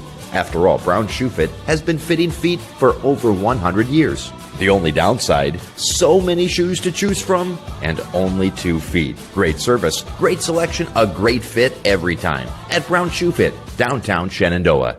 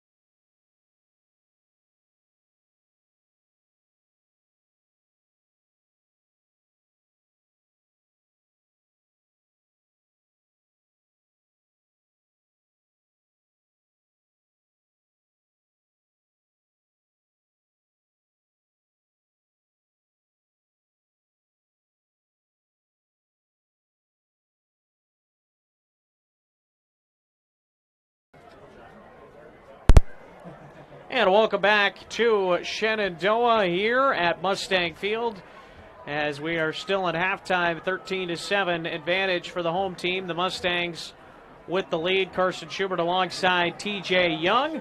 And T.J., it was a really impressive first half from Shenandoah. They had a really good couple of drives going that didn't end up going quite as well as they hoped. They could have been very easily 20-7 here at halftime, but for the most part, other than a couple of penalties, they've got to be pretty happy with how that first half went. Yeah, honestly, I think both locker rooms were probably pretty happy with the way it went, all things considered. Shenandoah probably went into their locker room and said, hey, we left some points out there. You know, we're up, but we could very easily be a touchdown or two ahead, and we get the ball coming out. And their offense really hasn't been stopped. They've stopped themselves. So if they can clean that up, you know, they got to feel really good in the second half. On the flip side, for Red Oak, they have not played their best football of the season, and they're down by 6 points. And they've made two crucial stops late in that second quarter to keep this game a one-score game. Yeah, that's exactly right. You know, Shenandoah did a lot of things right, but that one drive for Red Oak after they went up 13-0, Shenandoah did. That was, if it wasn't for that drive, man, this I don't think there'd be hardly any momentum right now for Red Oak. So that drive, and as you said, those couple of stops at the end of the first half. And some of that was self-inflicted wounds too from the Mustangs, but you can't take away credit from Red Oak because they had to make those plays, and the clock ran out on Shenandoah on a first down and essentially goal with the last play of the first half, but that is what it is. You got to feel, again, I think both teams have to feel pretty good about where they're sitting starting this second half. We talked early, in the pregame, we both thought it was going to be a four-quarter kind of a slugfest, and, I mean, that's what it's turned into. And I'm super excited for this second half. I think it's going to be a good one. Yeah, absolutely. And Shenandoah will get the football to start the second half here as well. And any other keys that you have for us as we inch closer to the start of the second half? For me, and I wasn't in the locker room, but if it was me on the Red Oak side, offensively, I think defensively, just keep them in front, make Shenandoah drive, because they've shown they have some inconsistencies driving the length of the field. But on offense for Red Oak, keep that quarterback run game as an option. Roeder seems to be. Fouts is the engine. Let's not confuse ourselves here. Fouts is the engine that makes it go, but the conductor may be Roeder right now. He's the guy that they seem to be comfortable with back there in the run game, and in the pass game he seems to be at least maybe a little bit more comfortable. For the Mustangs, they just got to kind of stay out of their own way, it seems like. When they've done what they're supposed to do, they're not getting stopped. They're moving the ball, marching it, running and passing, which they haven't been able to do all season. And as you mentioned to me while we were on our break, as both sides are ready for football. Red Oak's pretty packed house over there, pretty packed house over here. It's a triangle game. Of course, you expect fans to be out, and they are out tonight. A beautiful fall/summer evening. A little bit of that fall crisp in the air, but still a little bit of that summer feel earlier in the game. But now it's starting to get a little cooler, which I'm all for that. Yes, so. Yeah. The first couple weeks were very, very warm, and now it feels more like football. And a touchback and a nice kickoff as it went through the hands of Cullen and into the end zone for a touchback. And that's the Mustangs offense will start at their own 20-yard line, 1st and 10. And, you had mentioned to me on the break, I was going to say, is Nolan Mount, that may have been his best half of football, is what you said. And yep. I kind of agree with you. He didn't turn the ball over, really, and he just did a really good job of making the plays when he needed to, but also not making those crucial mistakes. Yeah, you get that quarterback that has all the ability in the world, but you don't have to make the splash play all the time, Just get it to your athletes and let them play. And cutting back inside here is the running back. I think that was Cotton. And that is Cotton.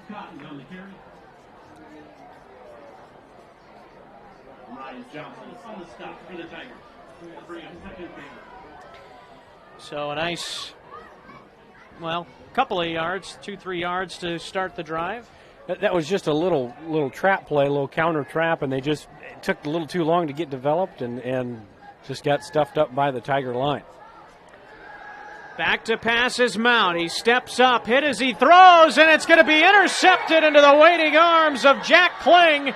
Kling takes it back inside the 25-yard line, and the Red Oak defense comes up with a big turnover to start the second half. Yeah, it's the exact opposite of what we talked about here coming out of the break. Wasn't forcing the ball, wasn't trying to make the big play when it wasn't there.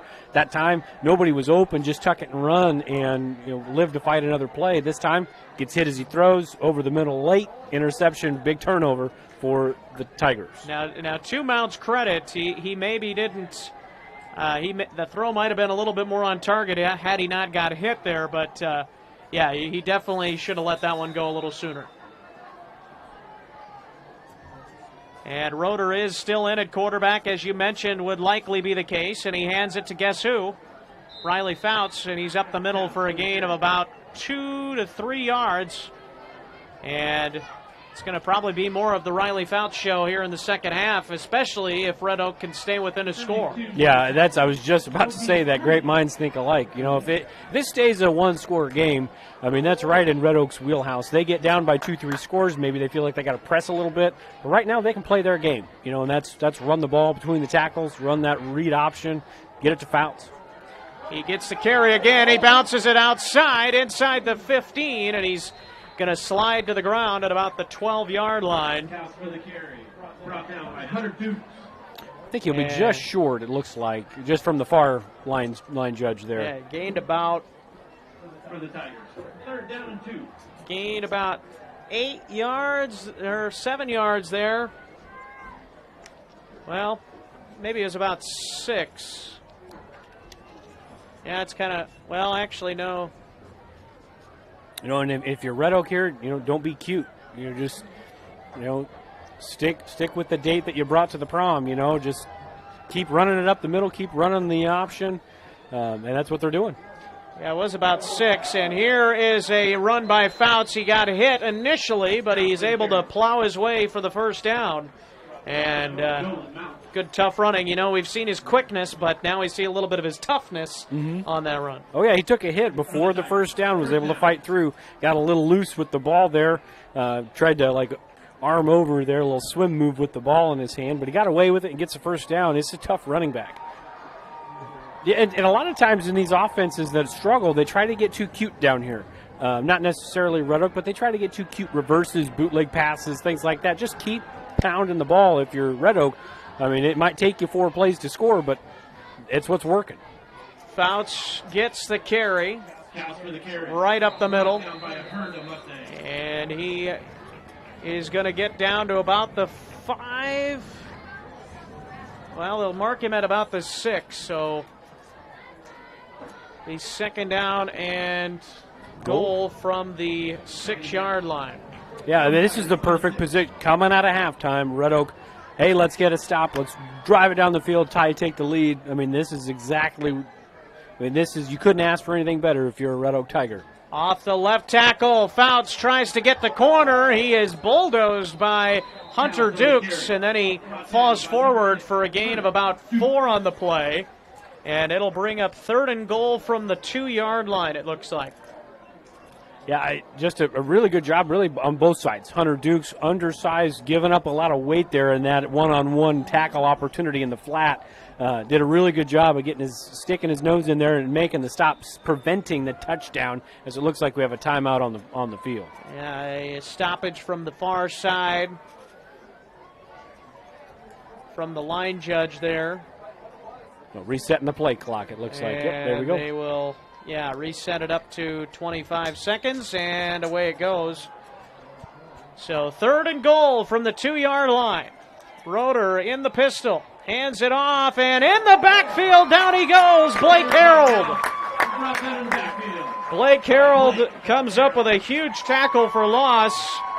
His 5th tackle for loss of the season. A couple of weeks ago in the win for Shenandoah, he had a really good game, and he comes up with a big play there to force 4th down. Yeah, if somebody was going to make a play on that defense, you just had a feeling it was going to be a Harold or a Cotton. They're the guys that kind of lead the way for tackles for loss for the Mustangs this season. And Harold shot the A gap, and that's right where he was trying to run, Fouts was, and it just got bottled up. It looks like we got a field goal try. Yeah, it is going to be a field goal try from Dawson Bond.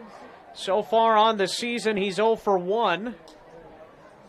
And they're going to put the play clock up here again and roll it from 25 seconds down. And so he's 0 for 1 on the season from the left hash. It's probably, let's see, the kick is good, just inside the far upright. And it's 13-10. As we'll say, let's see, that's probably about a, say, 21-yard field goal. Does that sound about right? Was it? Well, actually, no. I'd say it was on the 6, right? I'd say about 24. So you're probably 23, 24, yeah? Yeah, 24-yard field goal. We'll give him the extra yard. Let's give him the extra yard. 24-yard field goal is good, and it's 13-10.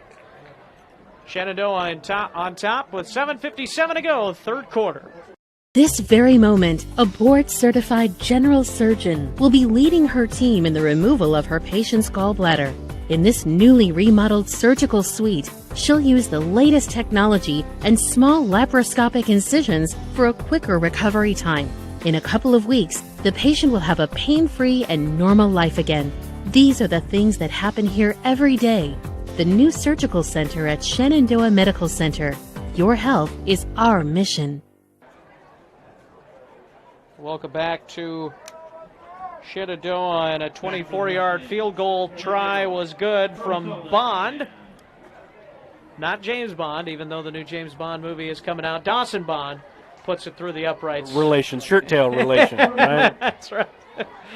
And 13-10 ball game, and now he gets to do the kickoff duties for the Tigers.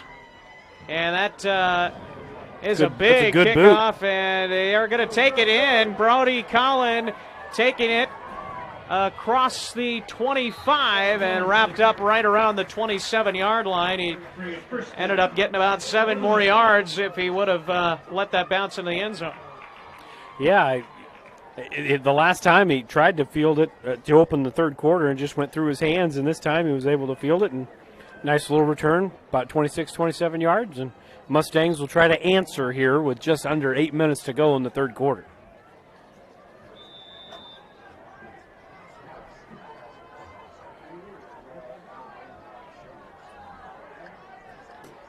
And it is a run here with Cotton, I believe.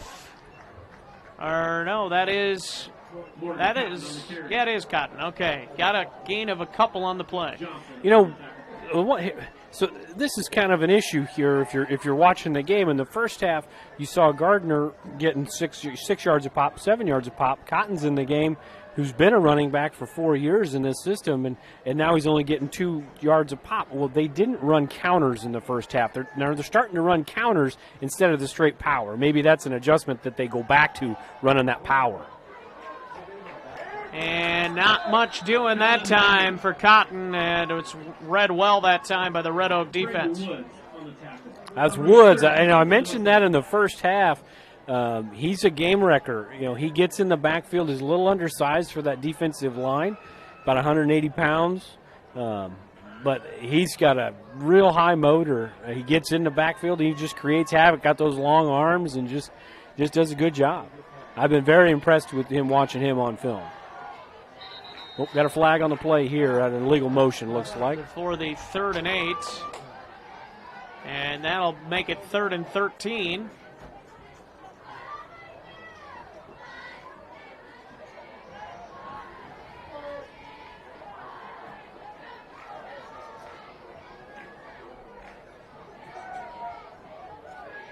I mean, if you're Red Oak right now, and the coaching staff, the players, the fans, you couldn't be happier, maybe aside from putting it in the end zone on their last drive. But but you get a stop right away, drive down the field, get some points on the board. Now a touchdown takes the lead, and now you're sitting at a 3rd and long on defense, about to get the ball back, unless the Mustangs can make a play here on 3rd and long.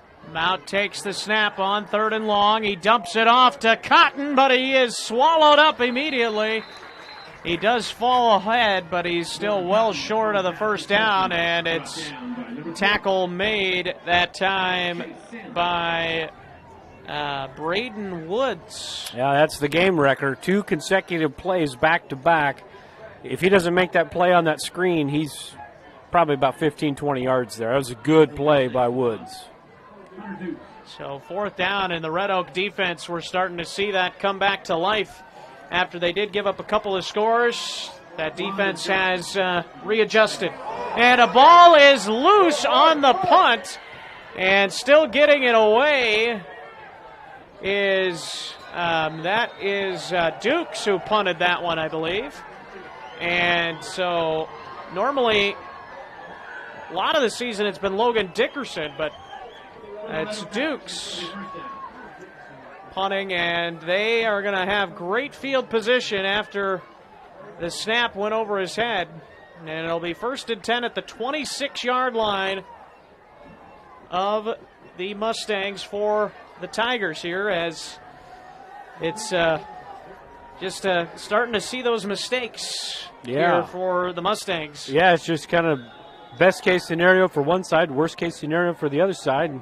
And Red Oak's got to take advantage. Got to get some more points. Put it in for 6 this time.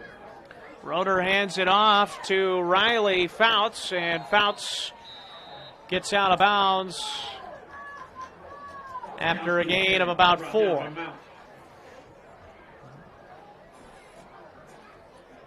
Five and a half minutes to go here in the 3rd period. And this is exactly what you want if you're Red Oak, because your offense hasn't moved the ball very well down the field, but when you get this kind of field position, it makes things a lot easier on your young quarterback. Oh, absolutely. Well. Back to pass. Now Good play by Roeder Labrum. is taken Great down play. to the backfield by Ben Labrum. And I think he was really close to grabbing his face mask there, but he got away with it and got a big tackle for loss, and I have that as his 3rd and a half tackle for loss of the season, so nice job by him. Yeah, it was a really good job. Come away with that. Really good job. You have the play action, the bootleg. A lot of times those DNs, when you get Fouts just pounding it up the middle, they'll start to suck in a little bit, and that gets Roeder on the outside, but Labrum did a great job staying at home and making a play, puts him in 3rd and long. 3rd and long, as you said, and there's a false start on the left tackle that time. Sam Fields. No, actually, that's the left tackle, Freddie Torres. The 5'9", 200-pound senior. And that'll make it 3rd and forever. Back to the 36-yard line. 3rd and 20. Yeah, really for an offensively challenged bunch in this game, I mean, obviously anything can happen. You can get 20 yards in 2 plays, but it just puts a lot of pressure on quarterbacks that aren't comfortable throwing the ball as much as on the other side. Roeder takes the snap. He rolls out to his right. He launches it into traffic, and it is incomplete. That 2 guys over there, and it was almost caught over there. I can't make out the number. 13 number over there. 12, I think. Oh, you're right. That's 12. Yeah, number 12 over there. It's right in his bread basket there. That was a really, really, really close play there. Almost got it. Jack Kling was the intended target there. 4.5 minutes to go here in the 3rd quarter, 4th and 20. Now, as far of a distance as this is to go, do you think about one of those little pooch-type kicks? Maybe in a situation, but yeah, these guys are going to go for it. They're going to throw it up and give it a shot. Maybe get a pass interference call. Is intercepted. Looks like it's picked. Looks like it's an interception. No, actually, I think it fell harmlessly to the ground. Yeah, incomplete. And actually, that was a smart move by Hunter Dukes, because otherwise they would have been pinned way back. Yep. Yeah, now you start out at the 35, 36-yard line instead of starting at your own 3 or 4. So whether he did it on purpose or not, it worked out very well for the Mustangs. Their turnover on downs. Yeah. And just a back-breaking turn of events for Red Oak. You know, first down at the 25-yard line after a turnover, and nothing. You don't get any points out of it. That's a backbreaker. Yeah, and Dukes, you maybe wanted to get the interception, but he did the right thing by just getting the pass deflection. And here is a false start by the Mustangs. So, yeah, both teams just continually having penalties that have cost them in turnovers as well. But, yeah, it's these teams are pretty evenly matched. Yeah, and, it's been choppy since we came out of the break, really, for both sides. But a lot of times it'll get choppy when a game gets tight.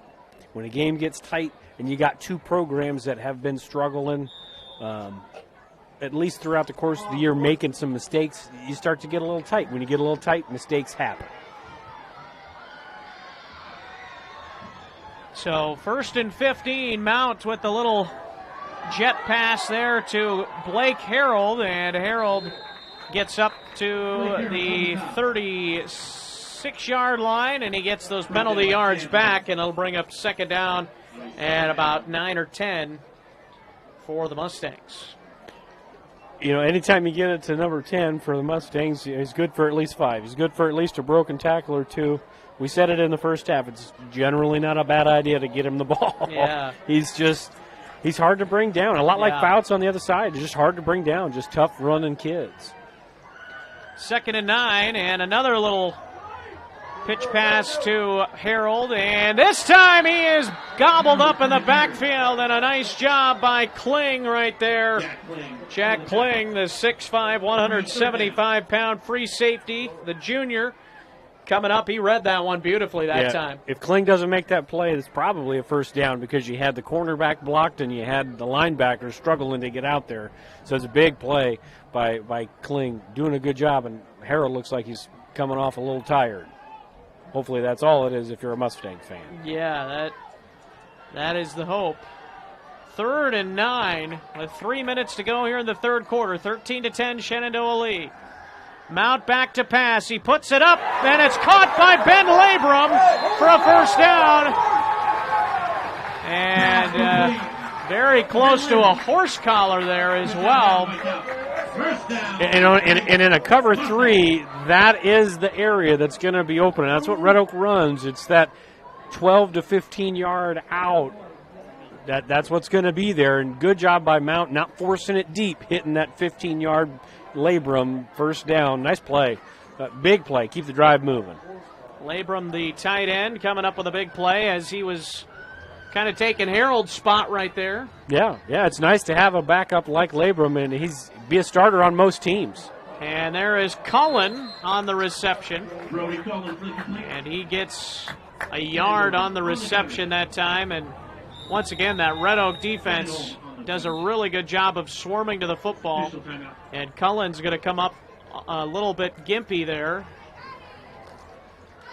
It's hard to run those quick little now routes, if you don't get that block on the edge. And just Shenandoah missed that block on the edge, and there was a guy right in Cullen's face right when he caught the ball. That's just hard for him to do much with that. But you've got on the field right now, you've got 3 backup wide receivers on the field for the Mustangs. And here is Mount rolling, and he stays behind the line of scrimmage, and it is incomplete. And Mount is down on the ground on the far sideline, and that is not good. He is holding his leg gingerly in the air. Oh, man, that is not good. We did not like to see that. Oh, man. We're going to take a timeout here at Mustang Field, and hopefully it's not as bad as what it looks right now for Nolan Mount and the Mustangs. But it is. We'll see what happens when we come back here to Mustang Field. 2:13 to go, 3rd quarter, 13-10 in favor of the home team. very moment, a board-certified orthopedic surgeon is on his way to a newly remodeled surgical suite where he'll scrub up and dress into infection-free equipment and begin a surgery to give his patient a replacement knee. With the help of a knowledgeable staff and the latest technology, he'll give this man hope for a normal life again without walking in pain. These are the things that happen here every day. The new surgical center at Shenandoah Medical Center. Your health is our mission. Don't be shy. Way I pay to spray. What did you say? Pay to spray. Custom application? Oh, input costs can get pretty high. I want to buy my own sprayer with automatic boom shut off and really big booms. Gotta love some big booms. The ag economy's down, but I'm bullish and my numbers are good. So what do you think? Let's make it happen. The ride to your dreams is easier with the right partner. Bank Iowa. Let's make it happen. We are certainly glad you are here tonight. Inch of your body puts pressure on one place, your feet. So give your feet everything they could ask for by walking in to Brown Shoe Fit Shenandoah. Shoes for every occasion, boots for any situation, and above all, the right fit for you.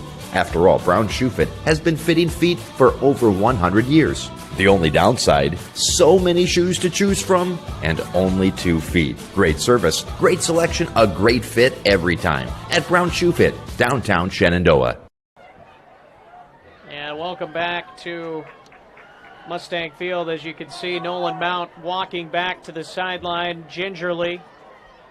And for the Mustangs' sake, and everybody's glad to see that he's walking back to the sideline. But now you got to turn to Hunter Dukes, who is stepping up behind center as he's in the shotgun right now.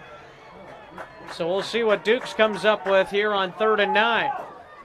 Hey, he's just going to keep it, which I kind of wondered if he might do that. And he gets to about the 41-yard line, a gain of a couple.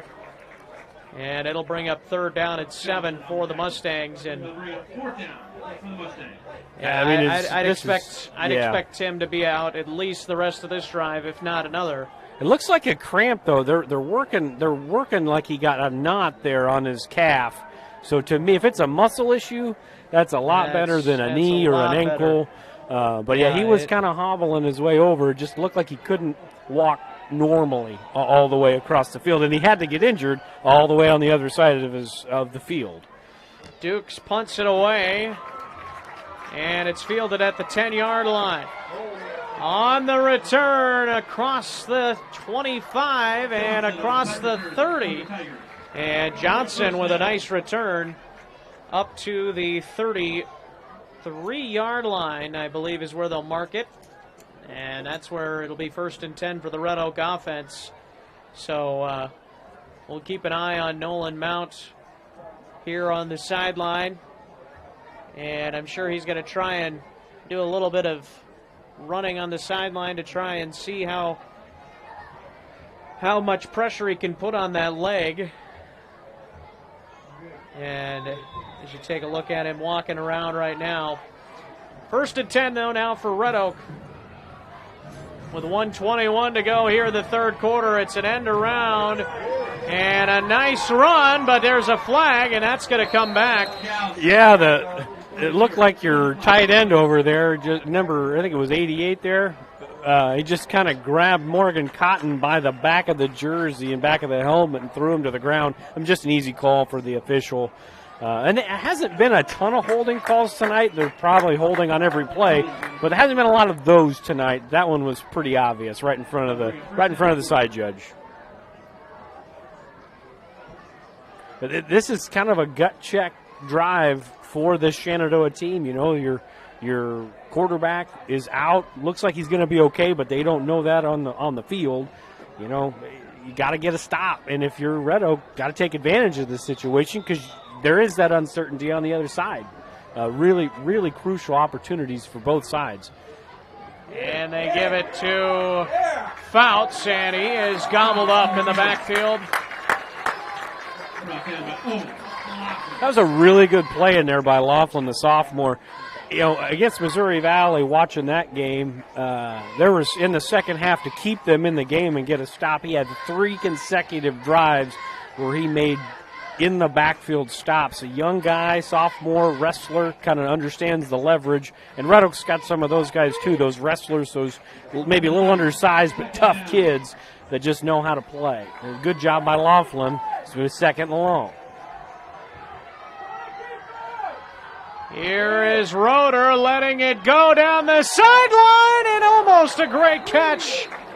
Oh, what an effort by Johnson, but he couldn't quite reel it in with one hand. And yeah, that was a wonderful, wonderful ball. Roeder, and we have not picked on the quarterbacks from Red Oak, but we've been very honest about the quarterbacks from Red Oak and Shenandoah for that matter, but that was a wonderful ball by Roeder. Couldn't have put it in a better spot. And good news for the Mustangs. Nolan Mount is back out on the field. We'll see how much speed he's got, if he's got full speed or not. We'll see if they test it here on this third and long as a pre-snap penalty.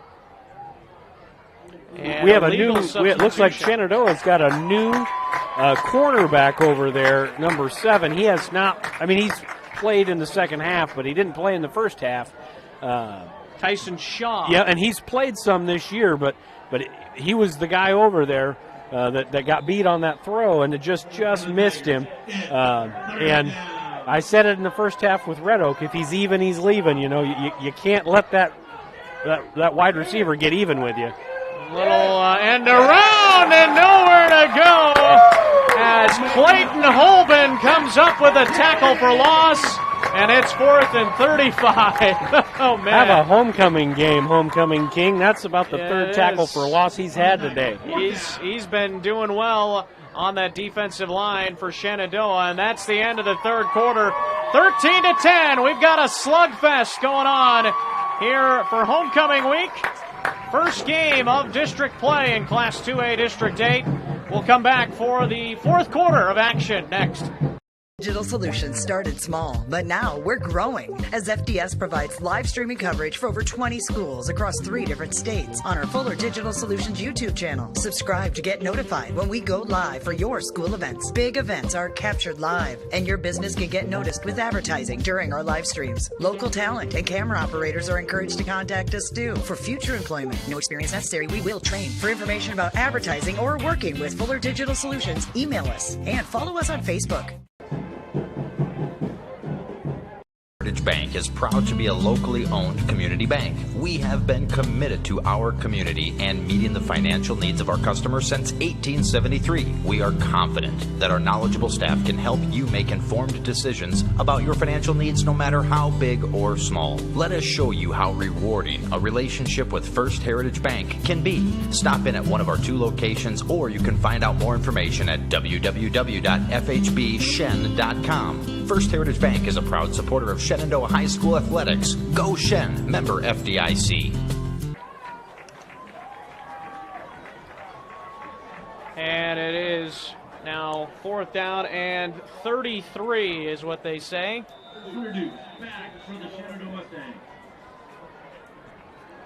I don't think if you're Shenandoah, you have to worry about the threat of a fake here. I'm fairly certain he's going to punt that off, and they're going to back up a little further, it looks like. 4th and 38. And they are just kicking themselves in the foot right now. At the beginning of the third quarter, it was all Red Oak with the momentum, and Shenandoah was just making mistakes and can't get out of their own way. At the end of the third quarter, it just completely flipped. It's just like you said in the third quarter, these are 2 very evenly matched teams for a lot of reasons, mistakes and young and inexperienced being one of them. Yeah. And getting the punt off here is Woods. And it bounces at the 40 and actually takes a Shenandoah bounce to the 37-yard line. And this is a spot here, if you're Shenandoah, you've got to really like your chances. If you're able to put this in the end zone, the way this game's gone, you've got to really like your chances of coming out on top. But that's a big if. Yeah, absolutely. It has been, Shenandoah's been the team this year so far that has had the offense, and Red Oak's had the defense. So it's been good on good in that respect. And Red Oak has won more battles tonight than Shenandoah, offense versus defense, but you're right. A big drive here, put 6 on the board, and it's going to be very difficult for Red Oak to come back. Here's Cotton off the right tackle, and I think they also want to take some of that time off the clock in the process as they start with the running game. And Shenandoah's been here before, and really so has Red Oak. Both played in tight games this year. Last week, Red Oak lost by just 6 points to Nottoway Valley.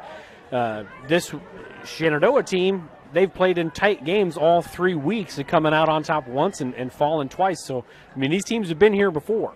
It's a handoff to Cotton, and he's gobbled up in the backfield. There's the game wrecker. He's just everywhere in the backfield. Braden Woods, as you said. It's just, he's got a swim move, and if you watch him on film, folks, I really like defensive line play, especially those little guys that maybe aren't quite as big and can just throw their weight around. But this kid has a swim move that it's on you before you get your hands on him, and that's exactly what happened right there. Just a beautiful play. 3rd and long for the Mustangs. Mount takes the snap. He steps up, throws to Labrum. It's tipped and intercepted. Intercepted by Jack Kling. His 2nd interception of the ball game, and off the hands of Labrum and into his waiting arms. A gift for him, and not quite the way Shenandoah had hoped that possession went. No, it's not, but it's just 10 minutes and 30 seconds to go in the game, and there's so much drama and excitement that can happen. This is the game of the week because it's in the triangle, right? But this is the game. I mean, you couldn't ask for a better game than what we're getting right now. These two teams are leaving it all out there. This has been a lot of fun to watch and a lot of fun to call. It has been. 10.5 minutes to go, 4th quarter. And a handoff to Fouts, and now he cuts it back, and he's going to get about 5 or 6 yards. An injured Mustang, Holben, is down, and he's able to get back up. That'd be a big loss. They're already down one defensive lineman today, didn't play, hasn't played the whole game, but that'd be big to lose him as well. One thing we haven't mentioned for Shenandoah's offense is Matt Overbay, the center, has been out all game today, and it's been Jacob Rystrom, the 5'7", 200-pound sophomore, and kind of right in that area for Woods at that D-line spot where he can get in there against somebody that maybe hasn't had much experience at the center position.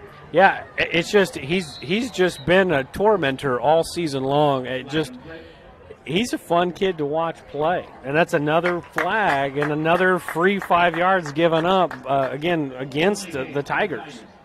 Yeah, once again, just some sloppy football out here. But like we said, yeah, it's kind of been that way for both teams. Yep, it's just choppy. It's been both ways. And when it gets tight, when the game gets tight, you start to get tight. It's that learning how to win. And both of these teams are very young or inexperienced. Roeder's pass is complete. A 1st down and more inside Mustang territory on the reception. Austin Johnson. He did a really good job of weaving his way through the Shenandoah defense. Yeah, they teach you as a defensive back that take away the outside shoulder. What does Johnson do when he catches it? He cuts inside. And gets himself about 15, 20 yards after the catch. Big 1st down. And now all of a sudden, their Tigers are marching. 9 minutes to go here in the 4th quarter. 13-10 lead for the home team. Tigers starting to get a little bit of that momentum that they had earlier in the half. And there's a run with Fouts, and he is going to march all the way down to the 36-yard line. I think, no, they're not going to give him the 1st down, I don't think. Yeah, it looks like they're going to be a little short. Yep. I thought he had it, but they gave him the left foot spot, not the right foot. Yeah. I think they're about a play away from getting his 1st down if they go back to number 5 here. I mean, I don't really know why you would go with anybody else right now. I mean, he's been very, very good. maybe a read option, but really he's just been so good. You just stick with him. Keep it going until they can stop him, and he is going to cut outside. Back inside now. He's gone down the sideline, inside the 10, and a touchdown for the Tigers. A 38-yard touchdown run for Fouts, and that could not have come at a better time for the Tigers, and it could not have come at a worse time for the Mustangs. Just two huge runs from Fouts today, 44 and 38. Big play written all over that kid. Absolutely. That play is designed to go in between the tackle and the tight end, and he's bouncing it to the outside, and he's not just big. I mean, he's got some wheels and he's got some shiftiness. Just good vision too. Just very, very impressed with their running back. Extra point on the way, and it is good. 17-13 in favor of the visiting Red Oak Tigers. They've taken the lead, and Shenandoah's offense has to get something going when we come back. 8:10 to go, fourth quarter. 17-13. Red Oak. This is Kane with Gowing Plumbing. Gowing Plumbing is the name to remember for 24-hour service. That includes after hours and weekends, because that is when problems usually occur. We're located in Shenandoah, but we also serve the surrounding communities. That's the way it's been done for more than 70 years. And we work on boiler heat, so call fully licensed Gowing Plumbing any time of day or night. 246-1803 or after hours at 712-310-9248. This is Kane with Gowing Plumbing. Gowing Plumbing is the name to remember for 24-hour service. That includes after hours and weekends, because that is when problems usually occur. We're located in Shenandoah, but we also serve the surrounding communities. That's the way it's been done for more than 70 years. And we work on boiler heat, so call fully licensed Gowing Plumbing any time of day or night. 246-1803 or after hours at 712-310-9248. Welcome back to Shenandoah, and Bond to do the kickoff duties after the Red Oak touchdown. And he gets away a beauty down at the 5-yard line, taken in by Cotton. He's across the 20, the 30, the 40. He's to midfield, and Cotton is taken down inside the 30-yard line, and that's exactly the response that Shenandoah needed. I thought he was gone. To give credit to Bond there for hustling and making that touchdown-saving tackle. But in a game where you're playing against a defense that clearly is not going to give up the big play very easily, you needed something to be a shot in the arm. You got a quarterback that's down a little bit. It's hard to run the ball against this team. It's hard to throw it deep.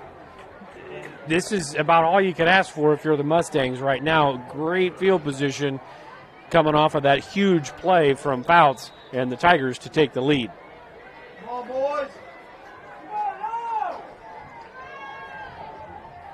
Mounts out of the pistol formation. Takes the snap and hands it to Cotton, and he wrestles his way for a gain of about 2 yards, and it'll bring up 2nd and 8.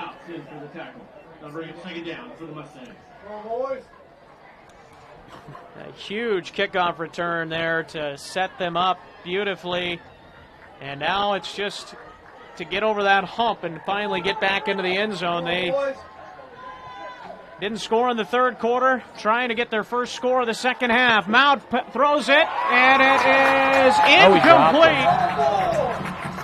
Cullen, the intended receiver. Big drop. It was a little underthrown, but just in his hands, and Cullen's been good all year. Doesn't have a ton of catches, but his opportunities, he's taken advantage of them.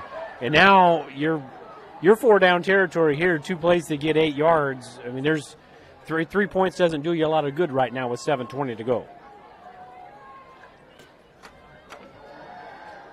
Pass to the sideline, and it's caught by Blake Harold. And going to be close to the first down. They may measure this. He looks short from will. the spot, but if I'm Coach Ratliff, I'm asking for a measurement. This is too big of a play not to know for sure how far you got to go.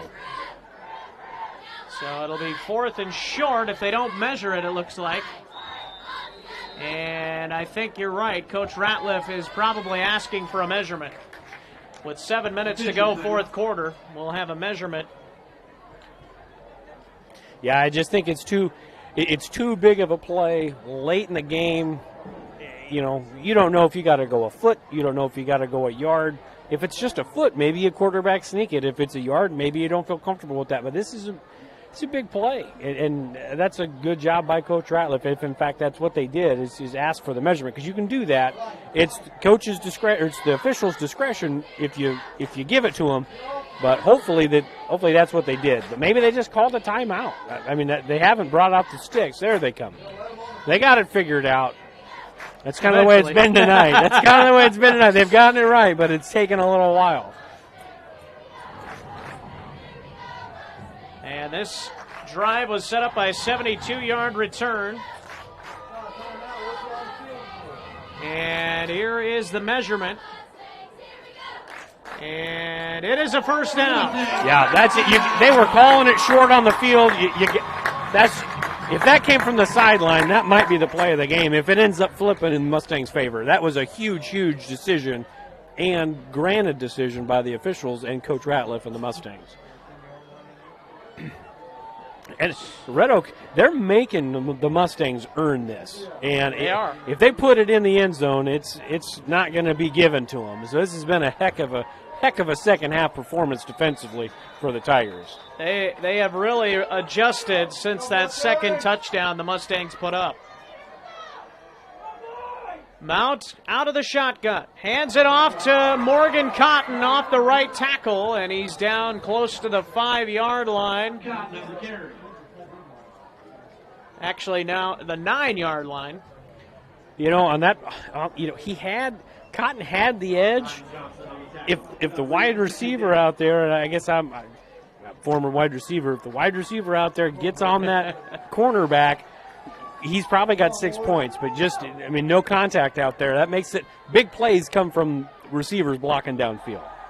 Mount rolls to his left, looks in trouble, and the ball is in the air, and it's taken away, but they're saying it's incomplete. Nearly taken away by Austin Johnson. And now another Mount's down again, injury, I think. And it is Mount again. He had a cramp earlier, it appeared, and he got out back onto the field. And you get in that situation as a quarterback, especially a young quarterback. This is that learning process. When there's nothing there and you're scrambling, you're running out of real estate going left to right, sometimes it's better just to live to fight another down instead of force, because that was very close to being another interception and a turnover inside the red zone. A game-changing play. So hopefully Mount's okay. He can get back in the ball game and affect this game one way or the other, regardless of who wins. Hopefully he's okay, and it's just a cramp, and he's back in there soon. And he is going to get back up. He'll have to come out for at least one play, unless Shenandoah calls a timeout. Yeah, at this point, you're down by 4 points. It's 4-down territory. You may as well save your timeout. You may need it down the road. Yeah, both teams do have 3 timeouts left, so the full we could have a lot of stoppages before this thing's all said and done. Yes.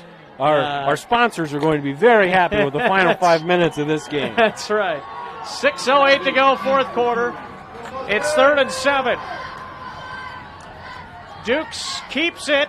And he's in trouble. He makes a man miss, and he's going to get nothing on the play as it's no gain, and it'll bring up 4th and 7, and it's a go-for-it situation for the Mustangs. And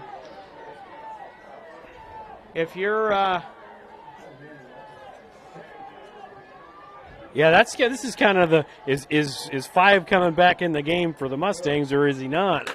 It looks like he is. So that gives you the run-pass option. You're probably going to get a sprint out. They like to sprint him out to the left, but I would give him more real estate and sprint him out to the right just to give him more room. 6 seconds, now 5 on the play clock. Mount takes the snap. In trouble, throws it up for grabs, and it's intercepted by Riley Fouts. He across the 20. He's across the 40. He's to midfield. Fouts is going to take it all the way down to the end zone. Touchdown, Red Oak, and there is a couple of late flags that fly. 2 flags late, and it's just... It stands as a 98-yard interception return for a touchdown, but this is going to come back, I believe. And now Nolan Mount has just been tossed from this game. Oh, my. Oh, my goodness. Nolan Mount has just been tossed from the game, and that is unbelievable. Turn of events right here. And I don't think the other officials even know about that yet. Well, there's 2 flags. The one right by the 50-yard line is for something completely different, but I think the one that's sitting at the 40 is for what happened with Nolan Mount. So there may be offsetting penalties. There may be both on Shenandoah. I have no idea. This is another conference. I believe it. Well, if it's offsetting penalties, it'd be a replay of the down. Who knows tonight? You never know. That's true. You never know. That's true. You never know what you're going to run into. Boy, here. That is. I don't know if there's been a more accurate statement tonight. They're lining up for the extra point. I'm not sure. So it must be, if they're doing that, they're expecting this to be against Shenandoah, but I don't know about that. I have no idea. That's got to be an illegal block in the back, you would think, with where the flags came in and how late they came in. Like Unless I said, it was personal, after two totally separate penalties. From what I saw one side judge chucking a penalty flag, and then within a matter of a couple seconds, this back judge threw one. So they're calling the touchdown, and then after the play, it looks like. And sportsmanlike conduct after the play on both sides after the touchdown. And Nolan Mount has, again, been ejected from the game.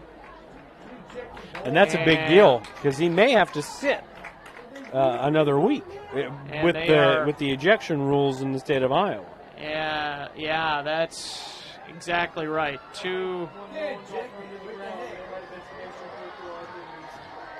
So he must have been saying something to the official down there to get ejected, because what I was getting it usually from takes a lot to get ejected from a game. What I was getting from the officials talking to Coach Ratliff was he was making the motion of that he was kicking. So that, like, he kicked somebody. And again, I didn't see it on film. If you watch it back on the YouTube live stream, you might see it. I didn't see it live. But that's a huge, huge pick six, yes. But grand scheme of things, for the season, for this next 5 minutes and one more game, if that ejection holds up by the state of Iowa, it could be a big, big deal. Extra point on the way. And it is good. 5:03 to go here in quarter number 4. 24-13, the Tigers are on top, and the Mustangs are going to have to rely on Hunter Dukes at quarterback when we come back here to Shenandoah. Building your vision is what they help do at Miller Building Supply, Shenandoah. Once you've picked your project, comes the supply list. Miller Building Supply is a full-line lumberyard with electrical, plumbing, and hardware departments and all the tools needed to get the job done. Windows, doors, countertops, tub and shower units, kitchen and bath cabinets, and a fresh coat of paint. Yup, they have all that too. And if you have a question, they work hard to get you an answer. Miller Building Supply in Shenandoah. Don't just dream it. Build it. Welcome back to Shenandoah. 5:03 to go here, fourth quarter, and the Mustangs are going to need a spark on offense after their quarterback, who's been dealing with some injuries throughout the night, and now he's been ejected from the game. And so what's the game plan here when you're down by 2 scores here, TJ? Right now, I'd say the game plan is hope Morgan Cotton can take another one back 75-plus yards to help your offense. Beyond that, there's only one other quarterback who's taken snaps in the first three games and 3 quarters for the Mustangs, and that's Hunter Dukes tonight. He's taken 2 snaps. They've both been like choice or read type situations. Nobody else has thrown a pass for the Mustangs, and that's what they're probably going to need in the next 5 minutes. So if they can pull this off, it could be something interesting. It's getting chippy right now, both of these teams, and they don't really like each other anyways, but you start getting people ejected. The rivalry game, and now that it's close, it's getting, as you said, chippier, and things kind of going in favor of Red Oak on the scoreboard. And don't know if there was unsportsmanlike conduct after the play, or somebody stepped out of bounds because the official's hat is off. Well, and he might have taken his hat off because he was throwing another flag, but he only had one. Personal foul on the Tigers. Yeah, and again, that's a big deal too. Not as big as a quarterback getting ejected from a game, but you were going to start on the 20. Now you're starting on the 35. It makes it easier. Both of these teams have done enough to lose this game. Both of these teams have done enough to win this game. You've said it a couple of times, and we've both hit on it. Very, very evenly matched teams. It's just who's making the biggest mistakes. And at this point, with 5 minutes to go in the game, it's been Shenandoah making the biggest mistakes. But again, there's still 5 minutes left, and we've seen about everything so far. So who knows what we're going to see in the next 5. So up to the 35-yard line it goes. First down. It's still Dukes back there at quarterback. So see if he can throw it a little bit. Dukes takes the low snap. He throws it over the middle, and it's intercepted. And taking a knee at the 40-yard line after the interception. And that is pretty much going to put a late flag comes in. But is that going to be after the interception? Yes. Yep, it'll be after. It'll be a dead ball foul. They'll move them back 15 yards probably for unsportsmanlike. It honestly depends on who the unsportsmanlike's on. If it's your second unsportsmanlike, it's an automatic ejection. So it's just. And that was. There's been 3 or 4 unsportsmanlike penalties in the last 30 seconds of game time. Yeah. Yeah, it's getting chippy, and these guys need to get control, and sometimes you got to talk to the coaches and make sure they talk to their kids, because it just gets a little chippy, and it just takes away from what has been a very good game. You don't want a game like this where 2 teams that are very evenly matched are playing hard. The last 5 minutes of the game, you don't want it to turn into something like this. Jack Schmodicke, I may have butchered that, but he is the one that got the interception. So this could be that put-away drive for the Tigers. It's a long uphill climb right now for the Mustangs, down a quarterback. But, we've seen fumbles, we've seen interceptions, we've seen crazy penalties, we've seen lots of weird stuff. There's really no telling what's going to happen, but if Red Oak takes care of their business, they could put this game away in the last 5 minutes here.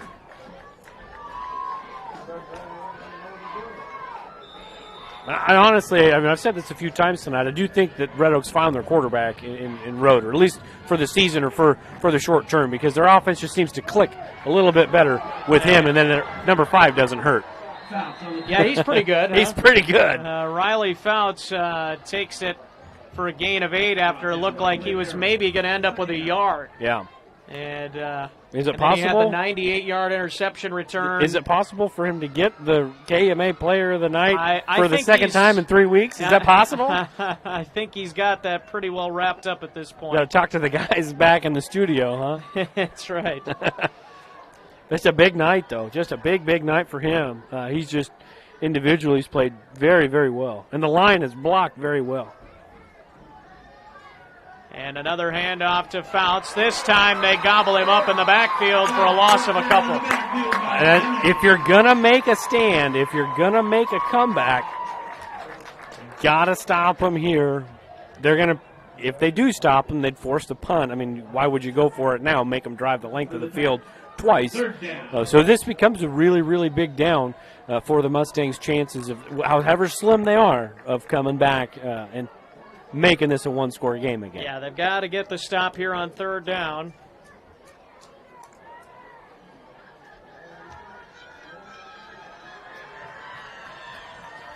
Again, the Mustangs haven't scored since the first half.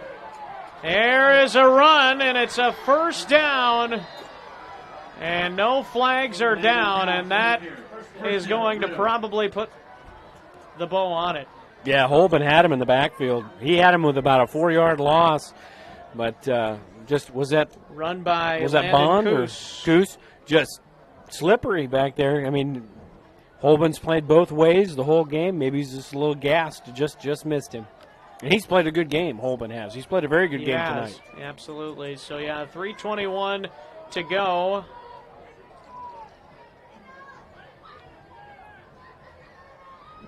And the Mustangs' hopes are slim at this point, as there's no gain, maybe a loss of 1 on the play.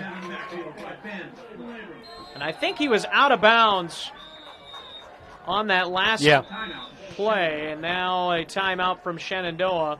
And Holben is slow to get up, and he's maybe shaken up a little bit. Timeout Shenandoah. We're going to take a break here as well. 24-13. Red Oak has come on with a strong fourth quarter, and they've got the lead with 3:11 to play here in Shenandoah. We'll be back to Mustang Field in a moment. Pella Corporation in Shenandoah is growing. Pella is a family-owned company and has a strong heritage that started in 1925. Pella offers a strong benefit package, competitive wages, quarterly bonuses, profit sharing, and more. Pella has a decreased overtime schedule. You'll never work on Sundays, and you will have at least 2 Saturdays off each month to spend more time with your family. Go to careers.pella.com to see what jobs are available and apply today. Experience is not necessary, as Pella will provide training. Pella is an equal opportunity employer. Welcome back to Shenandoah here, Mustang Field. 24-13 lead for the visiting Tigers.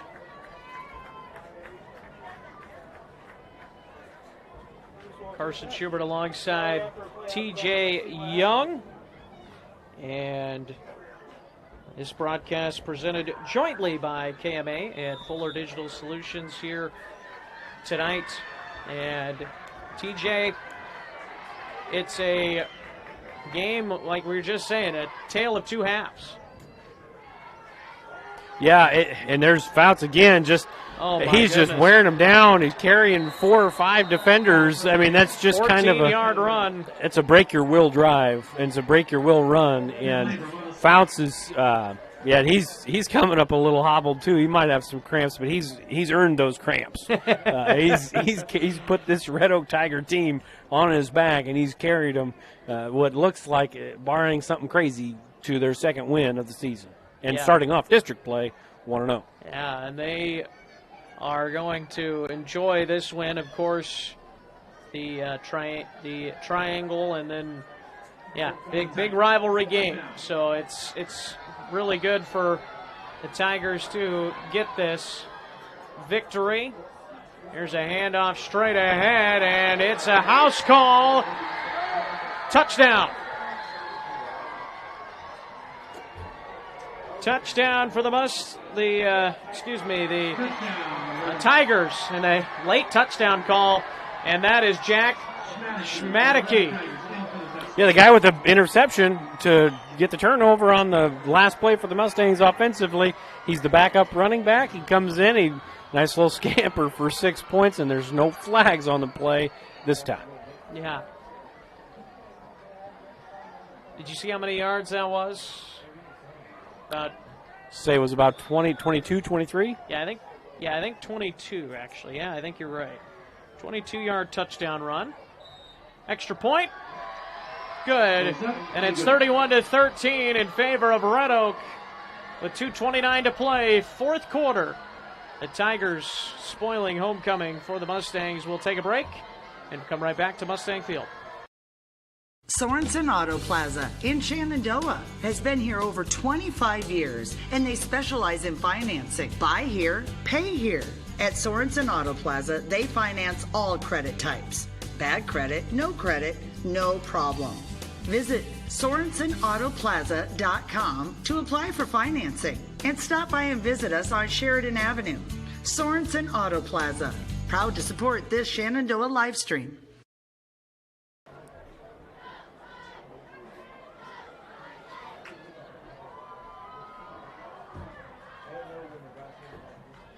This very moment, a board-certified general surgeon will be leading her team in the removal of her patient's gallbladder. In this newly remodeled surgical suite, she'll use the latest technology and small laparoscopic incisions for a quicker recovery time. In a couple of weeks, the patient will have a pain-free and normal life again. These are the things that happen here every day. The new surgical center at Shenandoah Medical Center. Your health is our mission. Yeah. Welcome back to Mustang Field. And it is 31-13 in favor of Red Oak, and it's gone downhill ever since that second touchdown for the Mustangs, as they were up 13-0, and it's been 31 straight from Red Oak. It was really close through three quarters still, and then 3 touchdowns here in the fourth quarter for Red Oak, including a 98-yard interception return by Fouts, also a 38-yard touchdown run by Fouts. Yeah. And that's the two big plays that were the difference, and then just pouring it on there with Schmadeke with the touchdown as well. It's been a wonderfully played game, really, save for some maybe sloppiness and turnovers and penalties, but the effort and the energy from these kids on both sides, the coaching staffs, they had their kids prepared. They had good game plans. Shenandoah showed some new little wrinkles. Red Oak showed some new little wrinkles, and they really stuck to their game plan, which is get the ball to 5 and get out of the way. And the Tigers take a timeout. I don't think we're going to take a break here because it looks like it won't be a long timeout. Well, maybe it will be. I don't know. We'll just stay here. 2:29 to go. Carson Schubert alongside TJ Young. And TJ, it's just one of those games for Shenandoah where things were looking good. They were looking good there in that first half. They were up 13-0. And then just, like we said, 31 straight points for Red Oak. And give that defense credit, Red Oak defense. They made some adjustments. I don't know what Coach Nordine did to adjust, but, of course, we've talked about all the shots in the foot each team's been given themselves with penalties and turnovers and things, but Red Oak defense has done a really fine job here in the second half, especially. Yeah, and really, I know we've said it a few times. It's been a tale of two halves, but we've really seen we haven't seen two different Red Oak Tigers teams. It's been the same team, a different quarterback, but they've just been more consistent throughout the game. We've seen two different Shenandoah Mustang teams in the first half and the second half. The Mustangs were very clean in the first half. They weren't forcing the ball. They were consistent in the ground game, and they were taking their shots when they wanted to, not forcing the ball. And in the second half, as a big play, just missed there. Sorry about that. I cut you off there. That's all right. But in the second half, we've seen a lot more forcing the ball down the field. Big interceptions, fumbles, quarterbacks getting injured because maybe he's hanging on to the ball too long, trying to make the play instead of just living to fight another play. And that's what a young team's going to do until they figure it out. So there's good things from both of these teams that they can build on going forward throughout the rest of this year and into next, for sure. And next week it's Clark for the Mustangs. And for Red Oak, it's Des Moines Christian. Yeah, it's a really good opportunity for Red Oak as Dukes gets a nice run here. Across midfield and down to the 39-yard line. Really nice run by Dukes to give a little bit of life to this Shenandoah offense there. It's a really good opportunity for Red Oak to jump out to a 2-0 start into district play. I mean, this is a big game piggybacking off of that, the Des Moines Christian game for Shenandoah. I guess I don't really know for sure what that rule is, but as far as I know, if you get ejected, there's a pass is caught on the sideline and getting out of bounds, I think. And Laughlin, I believe. It's Morgan Cotton on the reception, and it's 1st and 10 with 1:13 to go. Oh, it was Laughlin. Yeah. Yeah, Owen Laughlin on the reception. I was just going with what they said. Yeah, I know. I heard him. So it's Laughlin with the catch, and it's a big first down for him. His first, I think, is maybe he had one other catch in the game, but he hasn't been used much offensively, as Dukes keeps it, and he got stuck pretty good there inside the 20. Yeah, and this is I know it's not going to count towards the final score, or it's going to sway the final score any, but if you got to play next week without Mount, these are important reps. These are important reps for Dukes and for this offense to see what kind of offense you can be taking that long bus trip to Clark. And a timeout on the field. We'll take a 30-second timeout as well. 31-13 with 47 seconds left in the game. This very moment, a board-certified general surgeon will be leading her team in the removal of her patient's gallbladder. In this newly remodeled surgical suite, she'll use the latest technology and small laparoscopic incisions for a quicker recovery time. In a couple of weeks, the patient will have a pain-free and normal life again. These are the things that happen here every day. The new surgical center at Shenandoah Medical Center. Your health is our mission.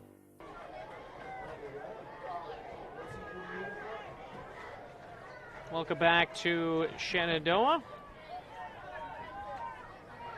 Carson Schubert alongside TJ Young here, and it's second down for Shenandoah with 47 seconds left. They do have one timeout left. Duke's in at quarterback again. If you just joined us, Nolan Mount was ejected from the game. There's a completion to Harold, and he is close to the original line of scrimmage. A flag comes in. There's a flag on the plate. I mean, it looks like it's in the area of holding, but as chippy as these last 5 minutes have been, it could be a number of things. But usually, when that umpire's throwing the flag, it's in that illegal hands to the face or holding type of situation. But that's what it is. A holding against the Mustangs. Holding on the Mustangs. And it's something we didn't really talk about coming into this game, but the series has gone in Shenandoah's favor for most of the series history. This is, from what we have here, the 108th matchup, I believe, between these two teams since 1915. It's a little time ago, Absolutely. A few years ago. So 64, 36, and 7. The Mustangs have this series lead back since 1915. So that pass is intercepted, and just going right to the ground right there is, let's see, that is number 84 for Brandon Hernandez. Yeah, Brandon Hernandez. Couldn't find his number. There he is, Brandon Hernandez. And kind of forgot to mention him earlier. He's kind of that, they call him the Tiger out there, and I think that's kind of their guy that plays both linebacker and safety, kind of goes multiple positions wherever they need him to go. And 29 seconds left, and a quarterback kneel down here should be what gets us to the end of the game, I would imagine. A really impressive performance in the fourth quarter, especially by Red Oak tonight. Absolutely. Yeah, that ground and pound defensive philosophy 3 yards in a cloud of dust type of offense that they run, and the defense, the smash mouth defense, that was the recipe tonight. And tonight they get the win, and it's a well-earned win and a well-deserved win because they were the better team tonight. And that is going to do it. 31-13, the final score.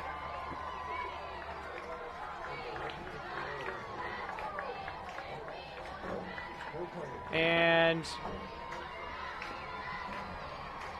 it is a huge victory for Red Oak. They have now won 2 of 3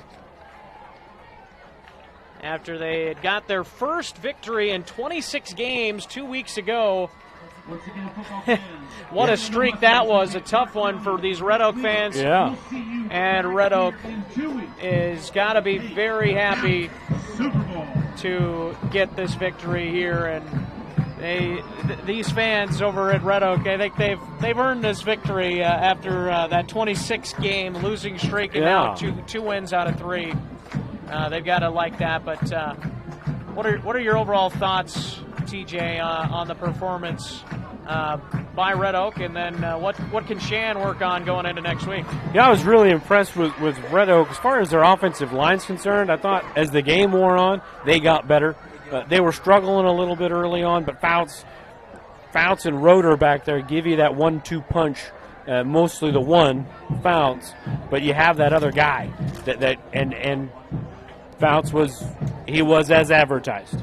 If he was the underrated guy, he should be underrated no more. He should be appropriately rated from now on, because that kid's for real, and they need to keep feeding him the ball. For Shenandoah, it's a lick your wounds type of situation. They did not play their best ball. They may have played their best half of football, but then they followed that up immediately with what may have been one of their worst halves of football this season. So the consistency is not quite there yet for this team. And if you ask Coach Ratliff, I'm sure he'd be the first to tell you that he knows the consistency's not there yet. But it's a young team, and they have a lot of talent. It's getting over that hump. And they've got 5 games left this year to try to right that ship and build on it for next year and for the rest of the season. That's going to do it for our broadcast tonight. 31-13, the final score in favor of the visiting Red Oak Tigers. They spoil homecoming for Shenandoah, and they get the victory here in this rivalry game.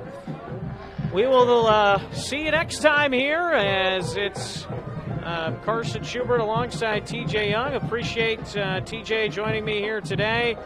And for KMA Sports, I'm Carson Schubert. Have a great weekend, everybody.